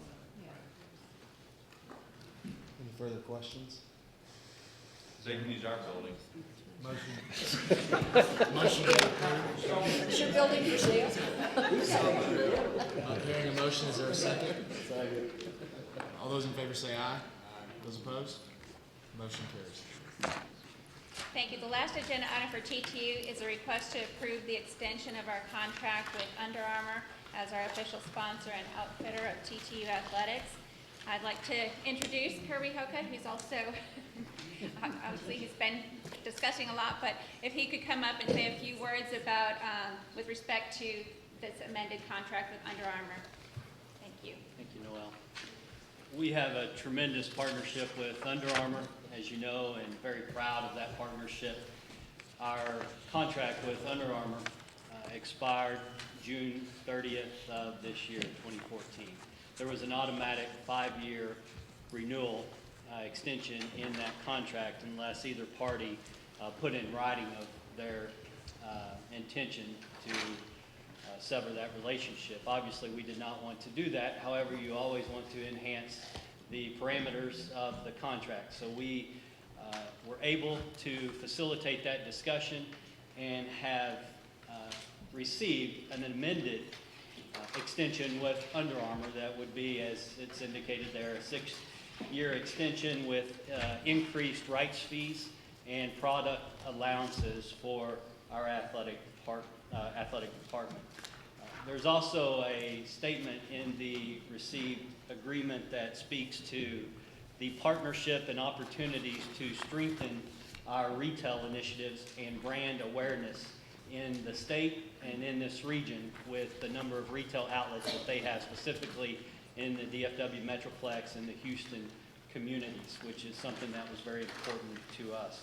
So as we finalize those negotiations, and there's 1 or 2 points that are left to be worked through, we would seek your consideration to allow the president to move forward and approve that contract once we finish negotiations and get it to the point that we feel comfortable with.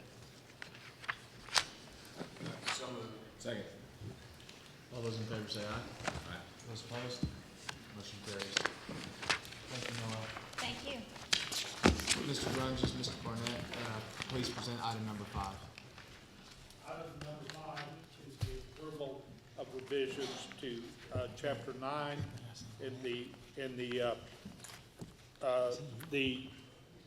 2 policies that go with it regarding our short and intermediate term investment fund and our long-term investment fund. This has been passed by the Regents Rules Committee, chaired by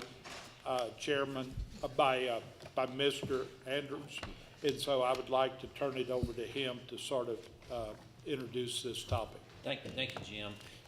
The Regents Rules Committee, as all of you know, has been very active this past year, and as a result, we've kept the board reading a lot of material as we've amended the Regents Rules. And I do want to personally thank again the committee for all the hard work that they've continued to exhibit. On Monday, July 28th, the Regents Rule Committee met, and we covered the items that were before the Finance Administration Committee to be moved forward, and that's some revisions to Chapter 9, and there's some changes to our short-term intermediate investment fund as well as our long-term intermediate investment fund. And I thought in reverse order we've got Tim Barrett here with us. He came up today from Austin to answer any questions. But I want to particularly thank Regents Francis and Regents Walker for their work, not only on the IAC, but also they spent a lot of time in conjunction with the IAC on the changes that went into the operating policy of the long-term investment fund. And I thought I'd give you guys a chance to comment if there's anything either of you want to add to that effort. Probably the only thing I would say, and Tim and I got into a conversation a little bit about it, over the last 4 years, we have, in anticipation of the success that we've had in our development area and the growing foundation endowment, we began to look out over the horizon to make sure that we instituted best practices and a structure that will allow us to manage our funds in a manner that would compete with the Harvards and Yales and UTEMCOs, because today this endowment at $1 billion is not your grandmother's investment. It is very sophisticated. It is got all elements of risk management involved, along with a lot of investments that are short-term and long-term in nature. I think we have the right people in place today. We have the right governance policies in place and the right, what I would call risk management guidelines, and so that the regents can feel comfortable that there are kind of checkers checking the checkers while we have a very robust team of people situated appropriately in Austin, where all of the money managers and investment professionals are coming through, and so I feel very good about what's taking place. Certainly, we thoroughly vetted these changes, and with Tim's help, and certainly under the watchful eye of Mr. Brunges, have created, I think, really some guidelines that we feel extremely comfortable with. John, do you and Nancy want to add anything to that? As a result, John, it was the recommendation of the Regents Rules Committee to move forward with these changes that are before you today and the Finance Administration Committee in Chapter 9. So we will turn it back to the Finance Administration Committee. And again, I would echo what Rick has said. A $1 billion endowment is it puts us in a whole different category. So thanks again to everyone for that. Lastly, all of you were briefed about these changes in your Regents briefing, so this should come as no surprise today. Thank you, sir. Any further questions? Is there a motion to approve? I'll move. Second. So moved. Motion and a second. All those in favor say aye. Aye. Those opposed? Mr. Huffaker, please present item number 6. Thank you, Nancy, for participating. You're so enthusiastic. The board is aware of the potential malpractice liability of practicing physicians is insured by a self-insurance fund. Currently, that fund totals about $46 million in terms of total assets set aside as reserves for potential claims, and existing claims is about $13 million.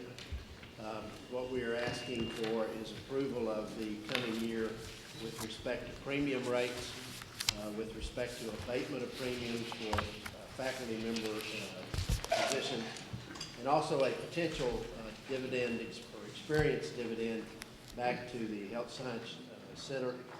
With respect to that, our actuary advisor has advised us that we should retain a total asset base of $45 million.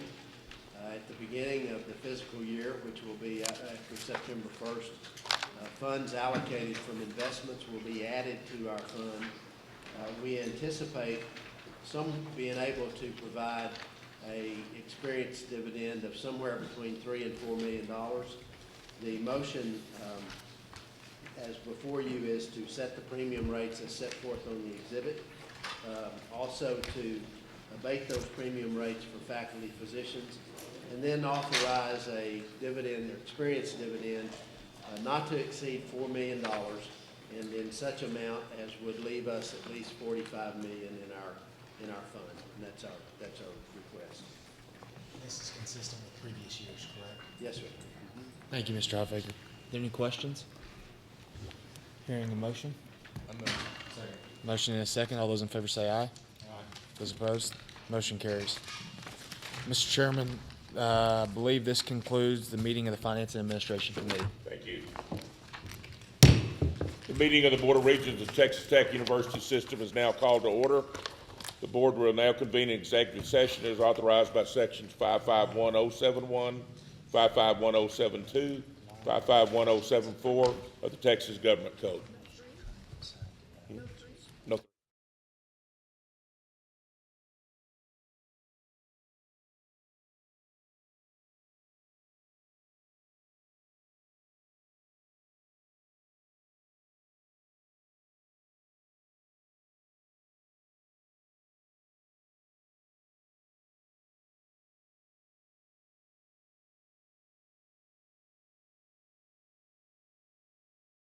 Into open session. Mr. Andrews, please present the motions regarding the items discussed in executive session. Mr. Chairman, there are two action items out of executive session. Item one is to approve a lease of space in a medical office building with Metastar El Paso Medical Center, LLC, in connection with the construction of the El Paso West Side Hospital. Mr. Chairman, I move that the board authorize President Lang to conclude the negotiations and finalize the lease of space in the West Side El Paso Medical Office Building under the terms and conditions set forth in executive session and subject to the completion of negotiations or a comprehensive academic affiliation agreement with tenant hospitals. Is there a second? All those in favor? Aye. Opposed? The motion passes. Please continue. Thank you, Mr. Chairman. Item two is to approve an agreement with a search firm for the search for a Vice Chancellor for institutional advancement. Mr. Chairman, I move that the board authorize the Chancellor to select and execute an agreement with a consultant to assist with the search for a Vice Chancellor for institutional advancement within the terms and parameters discussed in executive session. Is there a second? Second. All those in favor? Aye. Opposed? The motion passes. That's the conclusion of the items, Mr. Chairman, out of executive Thank session. you, Regent Andrews. The meeting of the Board of Regents will now recess. The meeting of the board will reconvene on Friday, August 8th at 8:30 a.m. At 7:30. At 7:30.